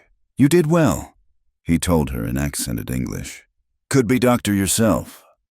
Just lucky, Margaret said, but she flushed at the praise. As they left the doctor's office, they nearly collided with Mrs. Patterson from the Harvey house. The older woman looked between them, taking in Jake's injuries and Margaret's protective stance. I heard what happened this morning, she said quietly. Hank Garrett's been bragging in the saloons. She focused on Margaret. I also heard you stood him down. I did what I had to. Mrs. Patterson nodded slowly. You're fired, of course. Can't have my girls mixed up in violence. Bad for business. Margaret's heart sank, but she kept her chin high. I understand. However, Mrs. Patterson continued, I might know of a position. The Sinclair ranch needs a cook and housekeeper.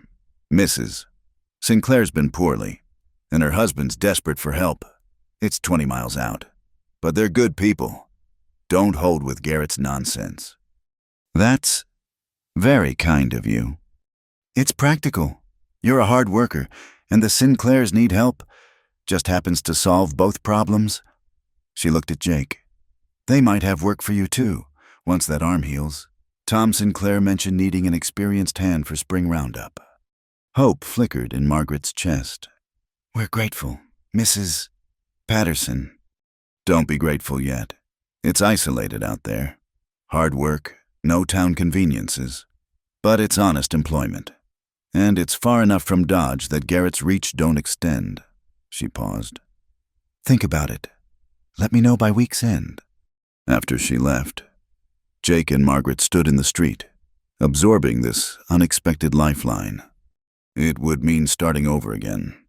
Jake said carefully, new place, new people. But together this time. Margaret looked up at him. What do you think? I think, Jake said slowly, that sometimes the best trail is the one you don't expect to take. They made their way back to the boarding house, where Mrs. Henderson clucked over Jake's injuries and insisted he rest in the parlor. Word of the morning's events had already spread, and Margaret found herself the center of attention. Stood up to Hank Garrett with nothing but words. Sally marveled. Girl, you've got more spine than most men in this town. I was terrified, Margaret admitted. Course you were. Courage ain't about not being scared. It's about doing what needs doing anyway. Sally studied her. So, what now? Jake and I are getting married. The room erupted in exclamations. Mrs. Henderson demanded details. Sally hugged her fiercely, and even quiet Bridget O'Malley offered congratulations. When, Mrs. Henderson asked. Soon, before Christmas, maybe, and then... Margaret took a breath. We're leaving Dodge City. There's work at the Sinclair ranch. The celebration dimmed slightly. Running away? Sally asked. No, choosing our battles. Garrett owns too much of this town. But there are other towns, other places where we can build something without his shadow over us. Tommy, who'd been listening from the doorway, suddenly burst into tears. You can't leave who'll teach me to whittle, who'll tell me stories. Jake held out his good arm, and the boy ran to him. Hey now, partner, the Sinclair place isn't so far. You can visit come summer. Maybe your aunt will let you stay a few weeks. Help with the horses. Really? Really, a man needs good helpers, and you're one of the best. That evening, as the house settled into quiet, Margaret and Jake sat together on the porch despite the cold. His arm was properly splinted now, the pain dulled by Dr. Chen's herbs. Are you sure about this? He asked. Leaving everything you've built here? I'm sure about you. The rest is just details. She leaned against his good shoulder. What about you? This is your home. Was my home. Dan's gone. Sarah's gone. The ranch is just buildings and land. Home is... He paused. Home is where you build a life with someone who matters. They sat in comfortable silence, watching stars appear in the vast Kansas sky. Tomorrow would bring new challenges. Packing, planning, facing down whatever final moves Garrett might make. But tonight, they had each other and the promise of a future neither had dared imagine. Jake, I love you.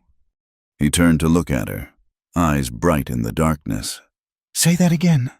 I love you, Jake McAllister, broken arm, stubborn streak, and all. I love you too, Margaret Sullivan, Boston accent, fierce courage, and all. They kissed as the winter winds sang around them. Two hearts finding shelter in each other against the harsh beauty of the frontier. Inside, Mrs. Henderson peeked through the curtains and smiled. About time, she muttered, and went to make tea. The week that followed would test them. Garrett would make one last attempt to drive them out.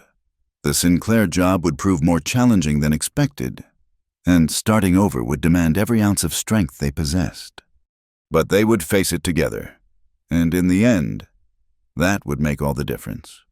The fever struck Jake on their fourth day of preparing to leave Dodge City. Margaret found him collapsed by the corral, his face flushed and burning despite the December cold. The exertion of trying to work with one arm, combined with the stress of constant vigilance against Garrett's threats, had weakened him more than either had realized. "Just need to rest a minute," he mumbled as she helped him inside, but his legs barely carried him. Margaret got him to bed, her hands trembling as she felt his forehead. The fever was high, too high.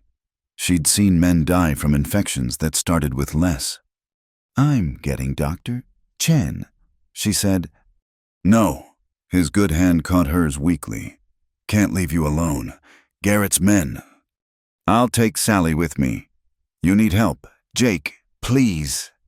He was too weak to argue further. Margaret ran to find Sally, who took one look at her face and grabbed her shawl.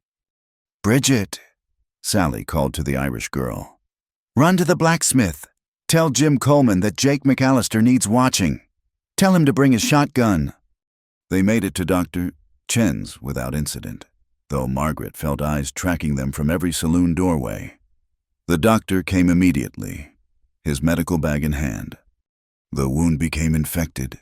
he asked as they hurried back. "I don't think so. I've been keeping it clean, but he's been pushing himself, trying to get his affairs in order before we leave."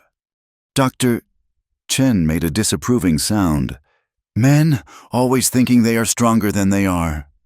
At the boarding house, they found Jim Coleman standing guard on the porch, his shotgun prominent. "Nobody's bothered nothing," the big blacksmith reported. "How's Jake?" "We're about to find out," Margaret said, leading Dr. Chen inside. The examination was thorough. "Doctor," Chen checked the head wound, the broken arm, listened to Jake's labored breathing. Finally, he sat back. "Not infection from injury," he diagnosed. "This is exhaustion fever. Body pushed too hard, too much worry.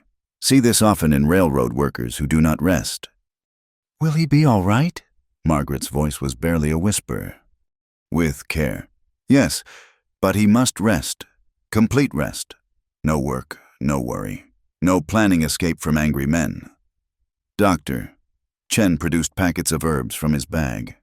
"Make tea from this every 4 hours. Keep him cool with wet cloths. And you." He looked sternly at Margaret. "Must make him stay in bed."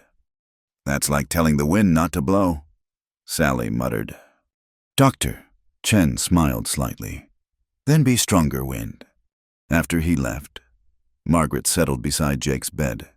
He was muttering in his delirium, reliving moments she could only guess at. Sometimes he called for Dan, sometimes for Sarah. Once, heartbreakingly, he reached for her hand and whispered, "Don't leave, Margaret, please don't leave." "I'm here," she whispered back, bathing his face with cool water. "I'm not going anywhere." Sally brought food she couldn't eat, updates from the town she barely heard. All Margaret's focus narrowed to the man in the bed, fighting battles in his fevered dreams. On the second night, the fever spiked dangerously. Jake thrashed, soaking the sheets with sweat, and nothing Margaret did seemed to help. She was contemplating sending for Dr. Chen again when Mrs. Henderson appeared with an ancient remedy her grandmother had taught her. Willow bark and whiskey, the older woman said, helping Margaret get the mixture down Jake's throat. Brought more men through fever than any doctor's learning. Whether it was the remedy or Jake's own strength. The fever broke near dawn. Margaret wept with relief when his eyes opened, clear and focused for the first time in days. "Margaret," his voice was hoarse. "What? How long?" 2 days. You've been very sick." She squeezed his hand. "You scared me." "Sorry, didn't mean—" He tried to sit up, grimaced. "The ranch, the horses, are fine. Jim Coleman and some others have been taking care of everything." She pushed him gently back down. "All you need to do is rest." But Garrett has been remarkably quiet. Sally thinks he's planning something, but for now, we're safe. She smoothed his hair back. "Sleep. Jake, I'll be here." He studied her face. noting the shadows under her eyes, the worry lines. "You haven't left this room." "Where else would I be?" "Margaret." His voice was soft. "No one's ever taken care of me like this. Not since Ma died." "Well, get used to it. This is what partners do." He smiled weakly. "Partners, I like that." As he drifted back to sleep, Margaret allowed herself a moment to breathe. The crisis had passed, but it had shown her something important. She'd been so focused on her own fears, her own past hurts, that she hadn't seen how much Jake was carrying alone. The ranch, his siblings' deaths, the weight of always being the strong one. It was killing him slowly. "He needs more than a wife," she murmured to Sally, who'd appeared with fresh tea. "He needs someone to share the load." "Good thing he's got you, then." Sally studied her friend. "You look done in yourself. When's the last time you slept?" Margaret couldn't remember. "I'm fine." "Sure you are. That's why you're swaying like a drunk on Saturday night." Sally's voice brooked no argument. "Go sleep. I'll watch him." "But—" "Margaret Sullivan, if you make me drag you to bed, I will. You're no good to him if you collapse too." Recognizing the wisdom in this, Margaret retreated to her room. She meant to rest for just an hour, but exhaustion claimed her completely. She woke to afternoon shadows and the sound of male voices from below. Panicking, she rushed downstairs to find Jake propped up in bed, looking pale but alert, talking with Reverend Palmer from the Methodist Church. Miss Sullivan," the Reverend said warmly. "I was just telling Mr. McAllister that I'd be honored to perform your wedding ceremony, despite what certain members of our community might say." Margaret looked at Jake in surprise. "You sent for him?" "Jim Coleman did. Actually, figured if I was awake enough to worry about you wearing yourself out, I was awake enough to start planning our future." Jake's eyes were soft on hers. "If you still want to marry a broken-down cowboy who can't even stand up without help." "I want to marry you," she said firmly. "Broken, whole, or anywhere in between." Reverend Palmer beamed. "Excellent. Now, given the unusual circumstances, might I suggest a small ceremony? Perhaps here at the boarding house Mrs. Henderson has already offered her parlor."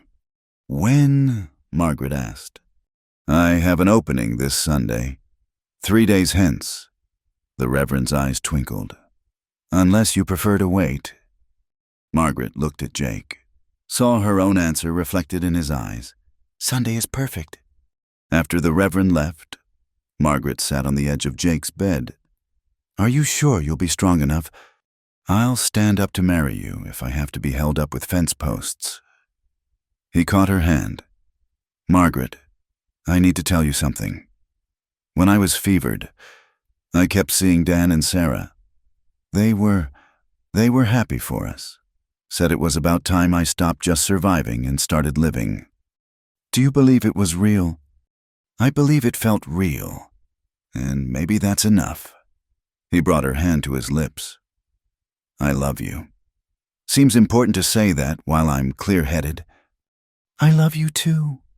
She leaned down to kiss him gently. "Now, let me get you some soup.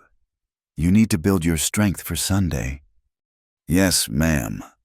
The next 3 days passed in a blur of preparation. Word of the impending wedding spread through Dodge City like wildfire, creating 2 distinct camps.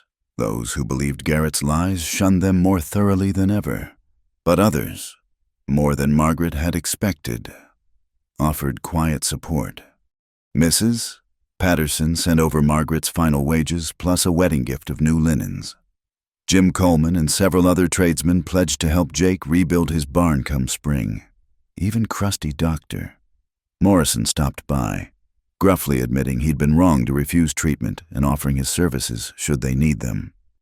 Garrett overplayed his hand, Sally explained, pinning up the hem of Margaret's wedding dress, a simple blue wool that had belonged to a Harvey girl who'd married and moved on.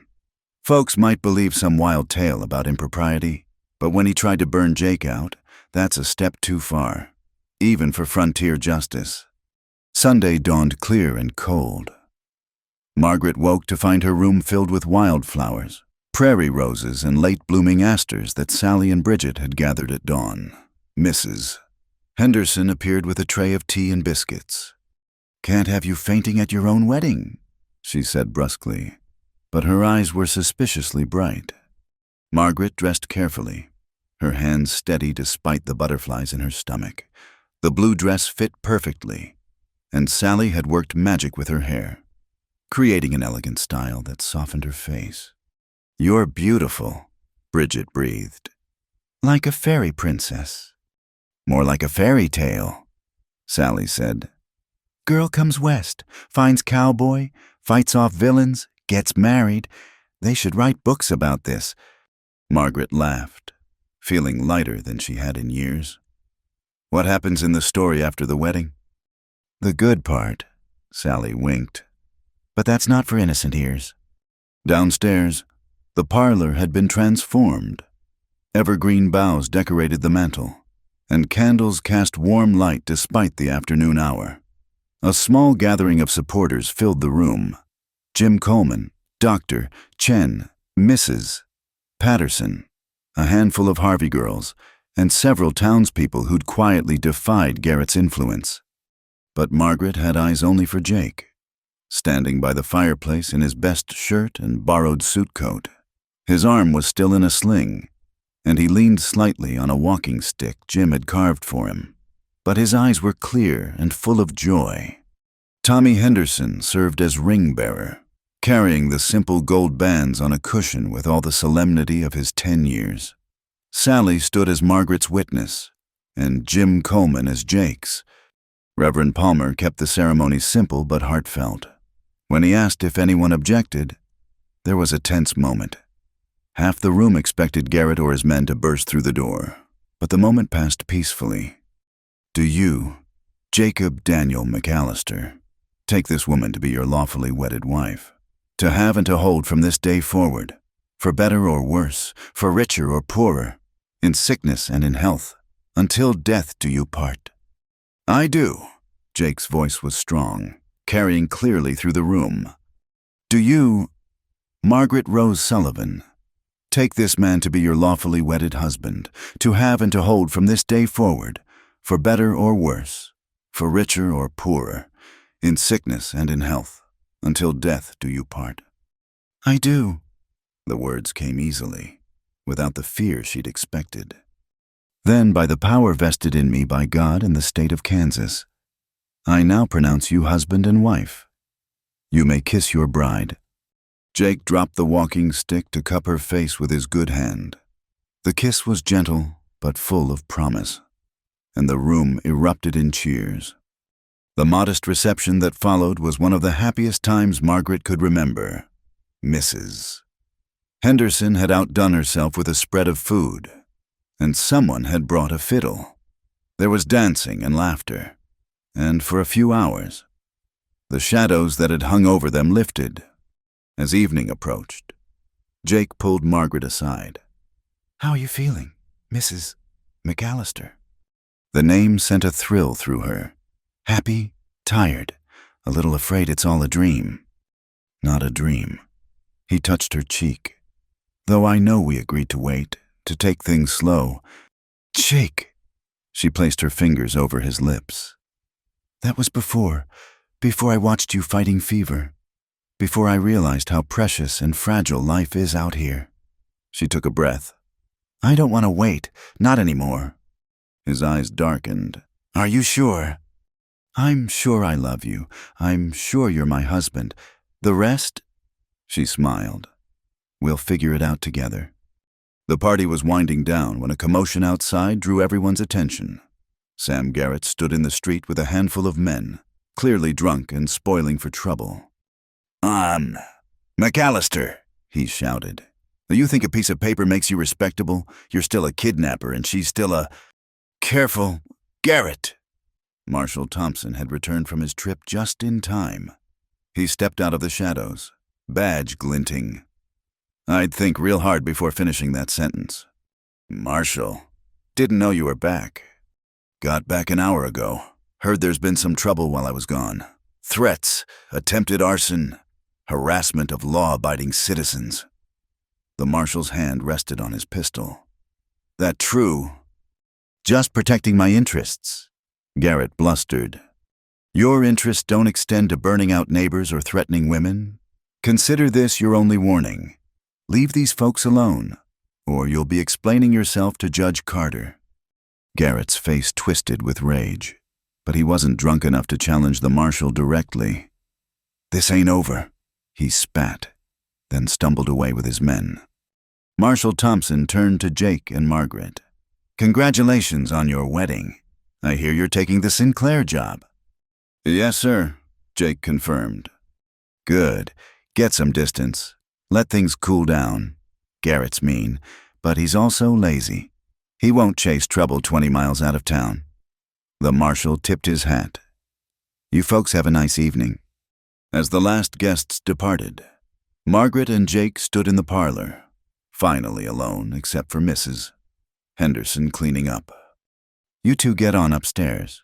The landlady said, I've put you in the big room at the end of the hall. Wedding gift from me, privacy, and a real lock on the door. Jake's ears reddened, but he managed a dignified, thank you, ma'am. They climbed the stairs slowly. Jake, still unsteady. At the door, he paused. Margaret, if you've changed your mind. She silenced him with a kiss. The only thing I've changed is my name. Now, husband, let's start our life together. Inside the room, a fire crackled in the small fireplace, and someone, probably Sally, had placed winter roses on the dresser. Margaret helped Jake remove his sling, careful of his healing arm. I'm not much good to you like this, he said ruefully. Can't even carry you over the threshold proper. I didn't marry you for your carrying abilities. She began unbuttoning his shirt. I married you for your heart. What followed was tender and patient. Two damaged people learning to trust completely. If Jake was limited by his injuries, he made up for it with gentleness. If Margaret was nervous, she overcame it with determination to show this man how much he meant to her. Later, as they lay entwined by firelight, Jake pressed a kiss to her forehead. Thank you. For what? For saying yes, for taking a chance on a broken-down cowboy. For being brave enough to try again.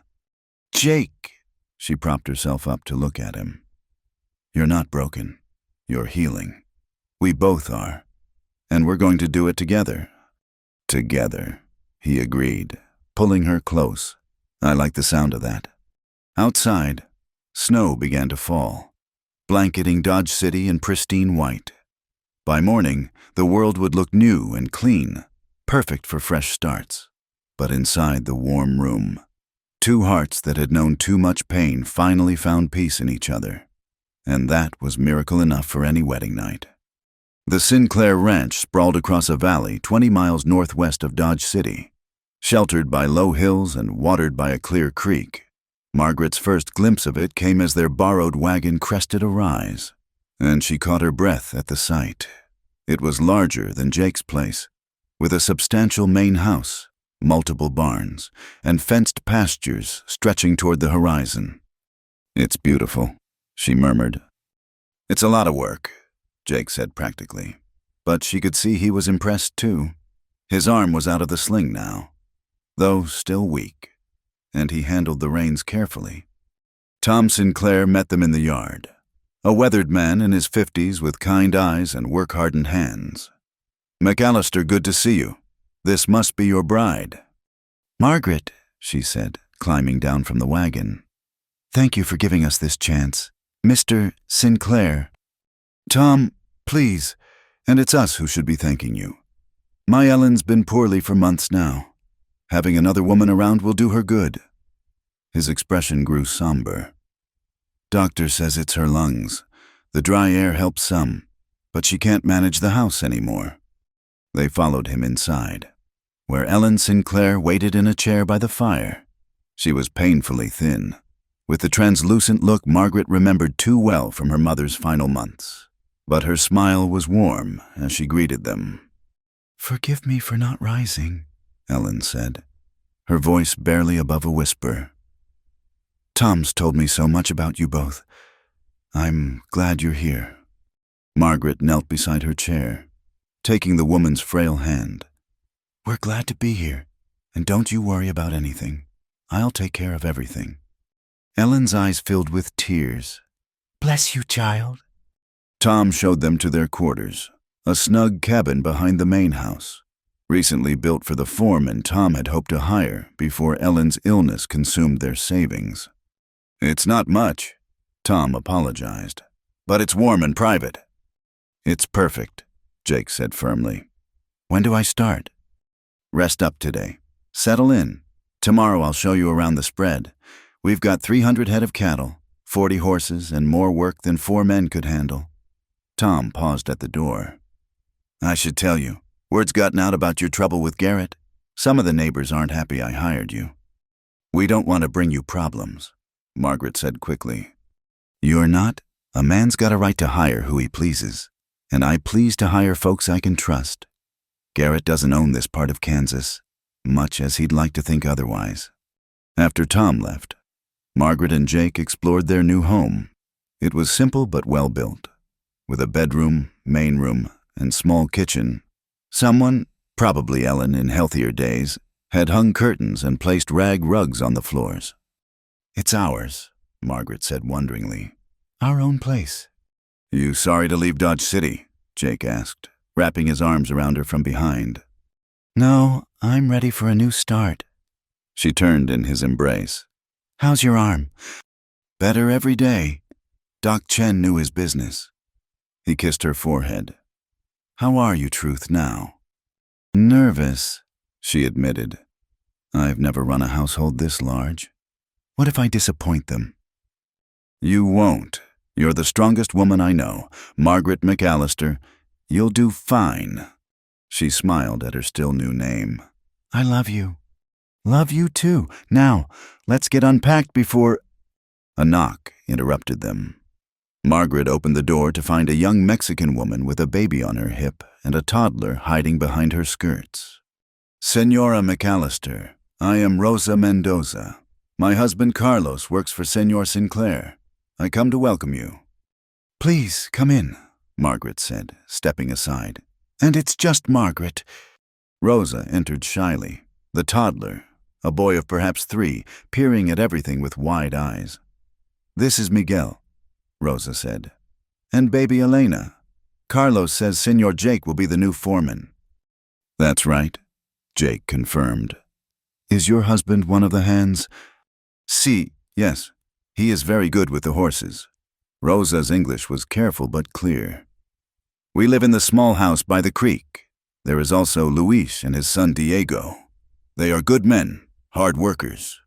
Margaret served coffee she'd found in the cupboard while Rosa shared information about the ranch, the nearest neighbors, and, most importantly, Ellen Sinclair's condition. "She tries to hide how sick she is," Rosa said quietly. "Does not want Senor Tom to worry, but some days she cannot leave her bed. I help when I can, but with the little ones—" "We'll work together," Margaret promised. "Between us, we'll manage everything."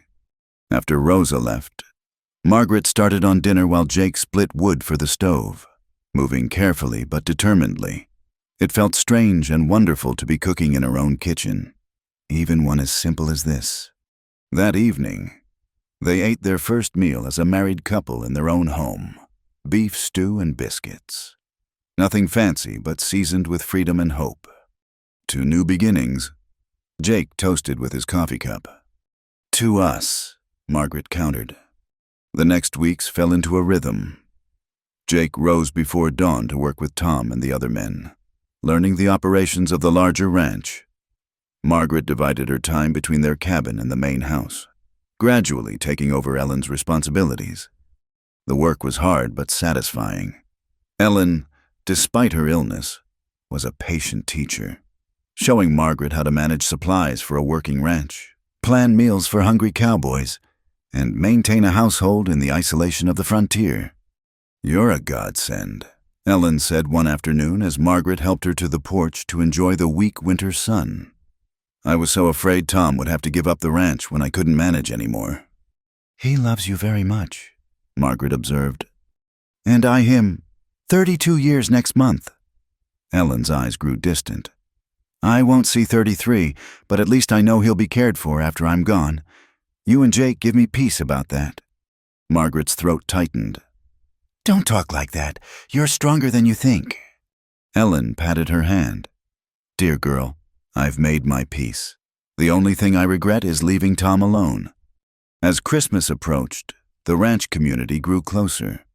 Carlos and Rosa often joined them for Sunday dinner, their children filling the cabin with laughter. Luis, an older vaquero with decades of experience, took Jake under his wing, teaching him the finer points of managing a large herd. But not everyone was welcoming.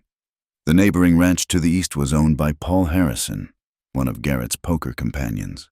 He made his displeasure known by refusing to help when some of Sinclair's cattle strayed onto his land, and by spreading rumors in town about the disreputable couple Tom had hired.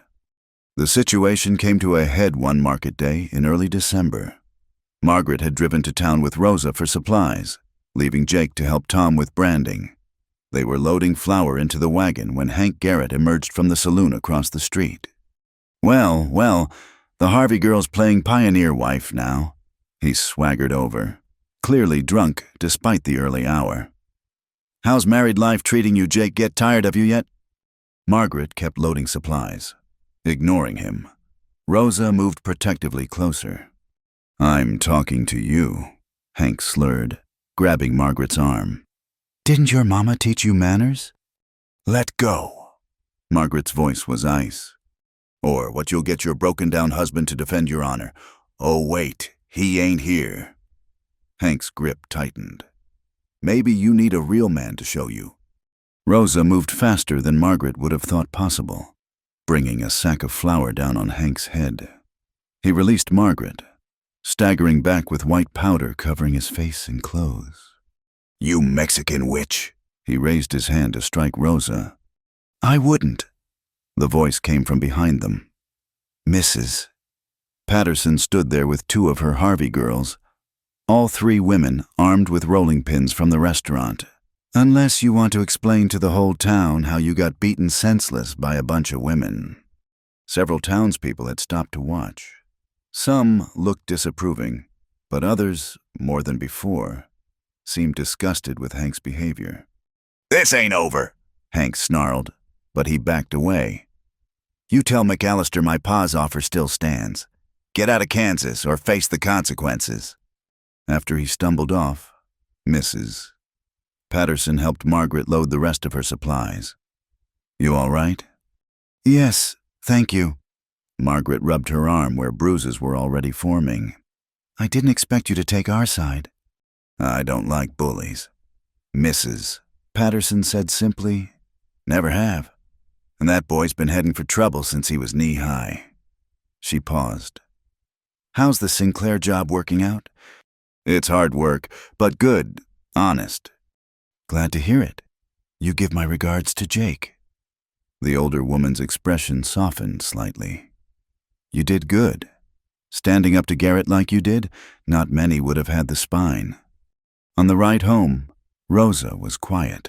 "Finally," she said. "You did not tell Senor Jake about the threats before." "Some, not all. He worries enough as it is." "A man should know when his family is in danger." Rosa touched her arm gently. "But I understand. Carlos, he is the same. Wants to protect everyone, even when he is the one who needs protecting." That evening, Margaret tried to hide the bruises, but Jake noticed immediately. His face darkened as she reluctantly told him about the encounter. "I should have been there," he said, pacing their small kitchen. "You can't be with me every moment, and I handled it. Well, Rosa handled it. Despite everything, Margaret smiled. You should have seen Hank's face covered in flour." Jake didn't smile back. "This is my fault. I brought Garrett's anger down on you." "Stop." Margaret caught his hands. "We've been over this. We both chose this path, together, remember? He pulled her close, careful of her bruised arm. I hate that he touched you, that any of them think they can— Shh. She pressed her face against his chest. I'm safe. We're safe. That's what matters. But that night, Jake cleaned his rifle and checked his pistol, and Margaret noticed he'd started wearing his gun belt even for routine ranch work. Winter settled over the prairie with bitter cold and occasional snow. The work grew harder, breaking ice on water troughs, hauling feed to cattle huddled against the wind, keeping the fires burning constantly. But there was beauty, too, in the frozen landscape, in the warmth of their cabin against the cold, in the community they were building. Ellen's health declined as the temperature dropped. More often now, she was confined to bed, and Margaret split her time between caring for her and managing the household. On one particularly bad day, Ellen gripped her hand weakly. I need you to promise me something, she whispered. Anything. Look after Tom. He'll want to follow me too quick. Make him wait.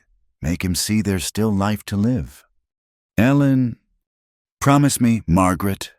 I promise.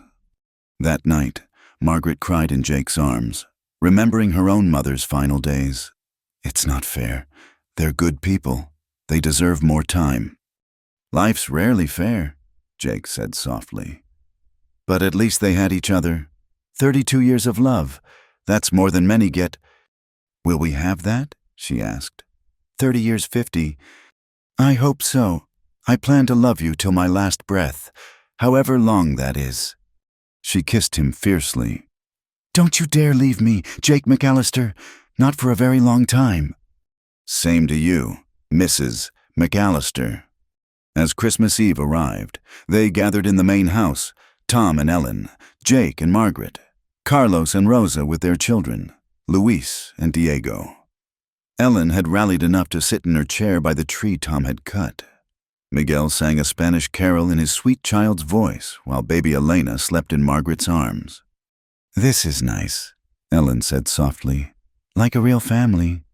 We are a real family, Tom said firmly. Maybe not blood, but chosen. That counts for something. Jake raised his glass of whiskey. To family, then, the kind you choose. To family, they echoed. Outside, snow began to fall, blanketing the ranch in pristine white. For a moment, Garrett and his threats seemed very far away, in this warm room, surrounded by people who'd become dear to them. Margaret felt something she hadn't experienced in years. She belonged. Looking at Jake across the room, seeing him laugh at something Carlos said, watching him ruffle Miguel's hair with easy affection, she knew he felt it too. They'd found more than work at the Sinclair ranch. They'd found home. The candles on the tree flickered, casting dancing shadows on the walls. Ellen dozed in her chair, a peaceful smile on her face. Tom watched her with eyes full of love and coming grief. Next year, Rosa said softly, we will all be together again. Margaret caught Ellen's eye, saw the gentle shake of her head. They both knew better. But tonight, with snow falling and love filling the room, they could pretend. They could hope. Yes, Margaret said, holding the baby closer. Together. It was a promise she knew they might not be able to keep. But on this Christmas Eve, with her husband beside her and their chosen family around them, Margaret chose to believe in the possibility of joy. After all, she'd already seen miracles. A broken heart learning to love again. A lonely man finding partnership. Strangers becoming family. On the frontier, sometimes hope was all you had. Sometimes it was enough. Ellen Sinclair passed quietly on a February morning, with Tom holding her hand and Margaret keeping vigil. The sunrise painted the snow-covered hills in shades of rose and gold, and Ellen smiled at the beauty of it before closing her eyes for the last time. She waited for a pretty morning, Tom said, his voice steady despite the tears on his weathered cheeks. Always did like to see the sun come up. The funeral drew people from miles around. Even some who'd shunned them because of Garrett's rumors came to pay respects to a good woman. Jake stood solid beside Tom at the graveside while Margaret held Rosa's hand, both women remembering their own losses. In the weeks that followed, Tom moved through his days like a ghost. He ate the meals Margaret prepared but tasted nothing. He worked beside Jake but spoke only when necessary. The light had gone out of him with Ellen's passing. "I'm worried," Margaret told Jake one evening as they watched Tom sitting alone on his porch, staring at the sunset. "He's giving up." "Grief takes time," Jake said. But she heard the concern in his voice too. "Ellen made me promise to look after him, to make him see there's still life to live." "Then we'll do that together." Spring came early that year, melting the snow and bringing the first green shoots of grass. With it came calving season, the busiest time on any ranch. Tom threw himself into the work with desperate energy, as if staying busy could outdistance his sorrow.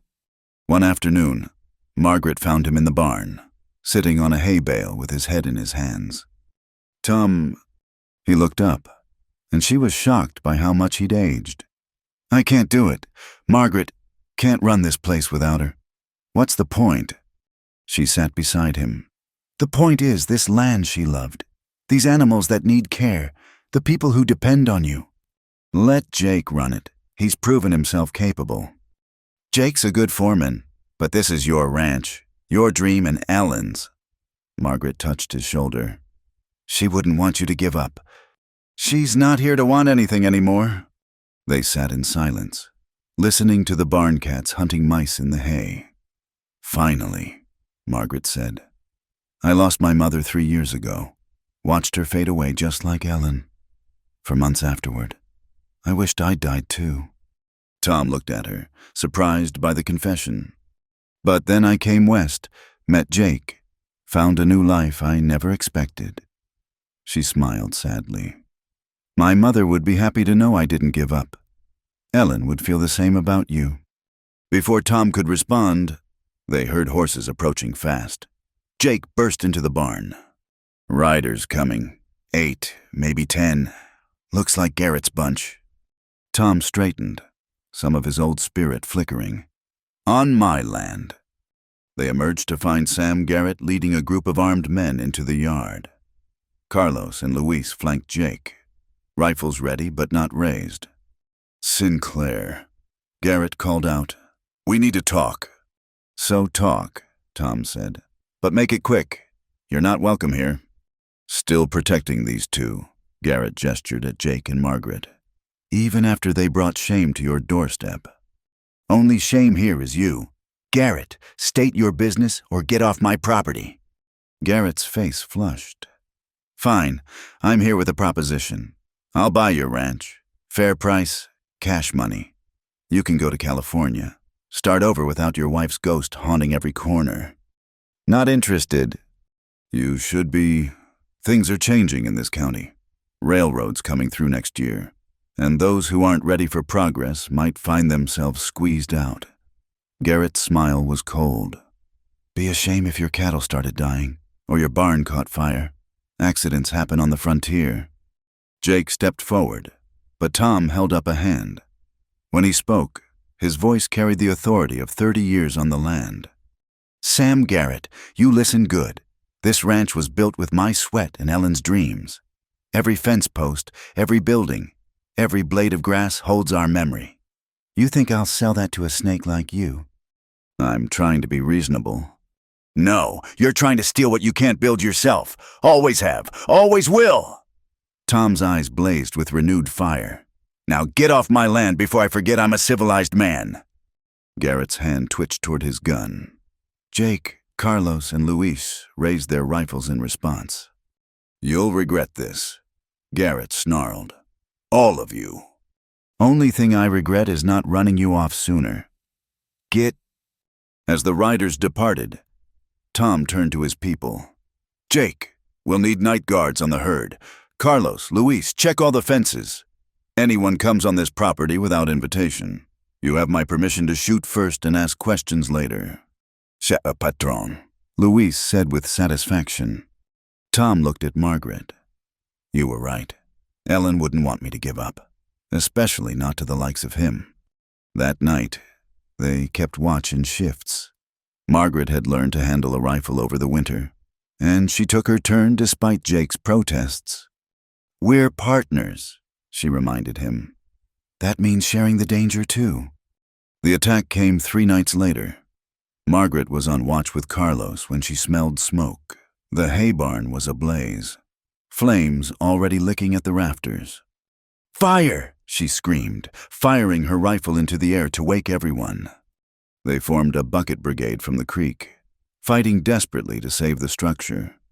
Jake and Tom worked side by side, faces blackened with smoke. Rosa appeared with Miguel, and even little hands helped pass smaller buckets. As dawn broke, they stood exhausted, but victorious. The barn was damaged, but standing. The fire contained before it could spread. Could have been worse, Tom said, then noticed Jake favoring his recently healed arm. You hurt. Just strained. I'm fine. But Margaret saw the pain in his eyes. That night, as she rubbed liniment on his shoulder, she made a decision. We can't keep living like this, waiting for the next attack. What choice do we have? Garrett won't stop until he gets what he wants. Then maybe it's time we stop just defending and start pushing back. Jake looked at her warily. What are you planning? Remember what I told Hank about the missing bull well? Sally sent a letter last week. Turns out I was right. She did some digging and found proof. Hank sold that bull and pocketed the money, but that's not all she found. Margaret produced the letter. Garrett's been altering brands, claiming other ranchers' strays as his own. Harrison's been helping him. Sally has witnesses willing to testify, but they're scared. Even with proof, Garrett owns half the town judges. But not the federal marshal in Wichita. Tom has a friend there, if we can get the evidence to him. Jake pulled her close. You're brilliant. Devious, but brilliant. I learned from the best. Boston society taught me that sometimes you have to fight dirty to win. The next morning, Margaret presented the plan to Tom. His smile was the first genuine one since Ellen's death. Ellen always said you were smart. All right, let's do it. They moved carefully. Tom wrote to his friend in Wichita, while Margaret coordinated with Sally through carefully worded letters. Jake and the hands maintained a vigilant watch, giving no sign they were planning anything. 2 weeks later, Federal Marshal James Crawford arrived with 4 deputies. He'd ridden hard from Wichita, motivated by Tom's letter and the evidence Sally had gathered. The arrests happened simultaneously. Garrett was taken at his ranch, Hank at the saloon, Harrison at his home.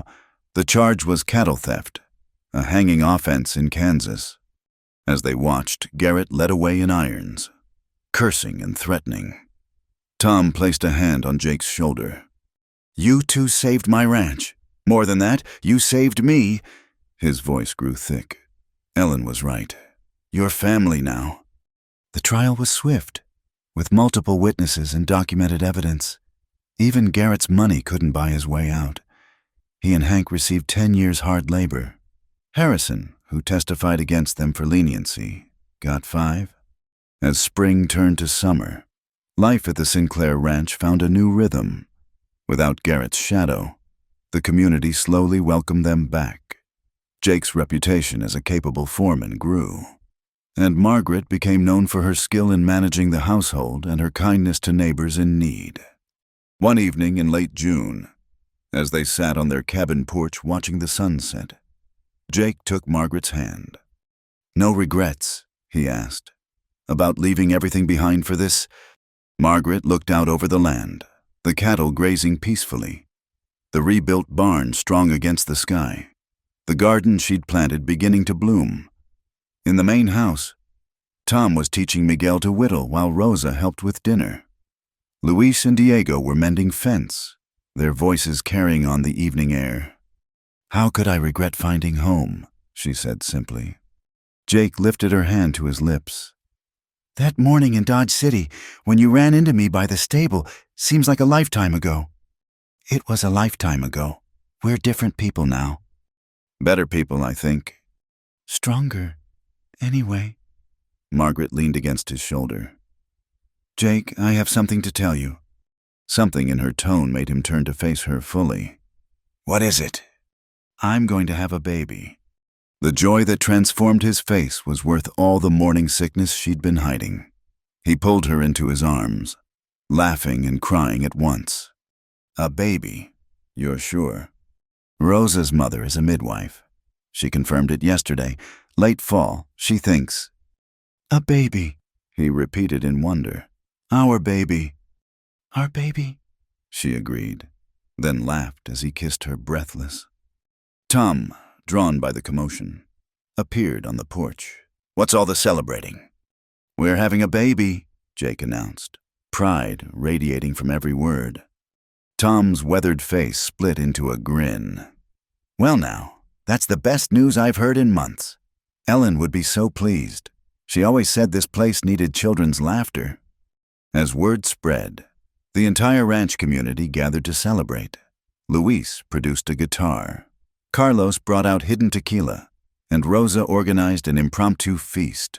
Under the vast Kansas sky, with stars beginning to appear, they danced and sang and celebrated new life. Look at us, Margaret said to Jake as they watched their chosen family rejoicing. A Boston lady and a lonely cowboy. Who would have thought? I knew, Jake said softly. That first night on the trail, when I watched you sleep and carried you to safety, something in me knew you were going to change everything. What did you whisper to me that night I was too exhausted to hear? Jake smiled, pulling her close. I said, you're safe now. You're home. Margaret felt tears slip down her cheeks. And I was, even then, with you, I was home. As the celebration continued around them, Margaret thought of the journey that had brought them here. The pain of betrayal in Boston, the desperate flight west, the cold nights on the boarding house floor. Every hardship had led to this moment, standing in her husband's arms, their child growing within her, surrounded by people who'd become family. The prairie wind carried the scent of sage and possibility.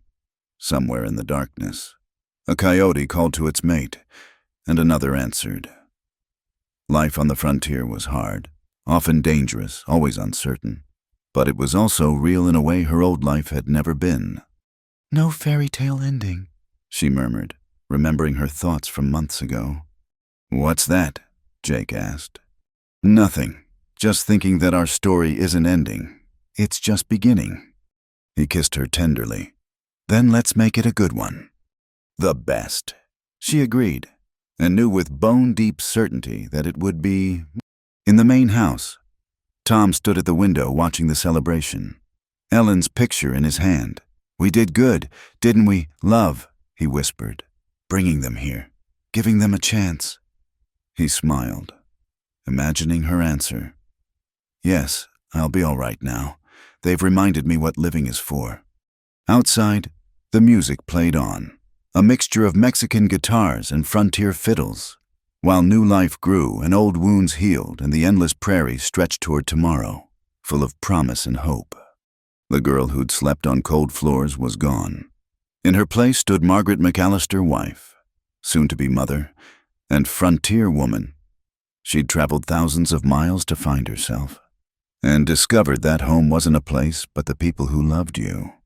As Jake spun her in a gentle dance, careful of her condition, she whispered her own truth. You're my heart, Jake McAllister, my home, my everything. Forever, he asked. Forever, she promised, and sealed it with a kiss under the vast canopy of stars. The cowboy and his bride had found their happy ending not in fairy tale perfection, but in the messy, beautiful reality of love earned through trial and trust, and that, Margaret knew, was worth more than all the gold in California. Their story would continue through drought and plenty, sorrow and joy, the rhythm of seasons on the prairie, but tonight they danced and dreamed and dared to believe that sometimes, against all odds, love truly did conquer all. In the distance, A train whistle echoed across the plains, carrying other souls toward their own new beginnings. And Margaret smiled, knowing that somewhere out there, another desperate heart was heading west, searching for hope. She'd found hers. And that made all the difference. Thank you so much for listening to this story. I'd love to know where in the world you're enjoying these tales of the Old West. Please share in the comments below. If this story touched your heart, don't forget to subscribe to Wild West Stories 1850. Hit that like button and press the hype button to help more people discover these frontier love stories. Your support means everything, and I can't wait to share more tales of courage, love, and redemption with you. Until next time, partners.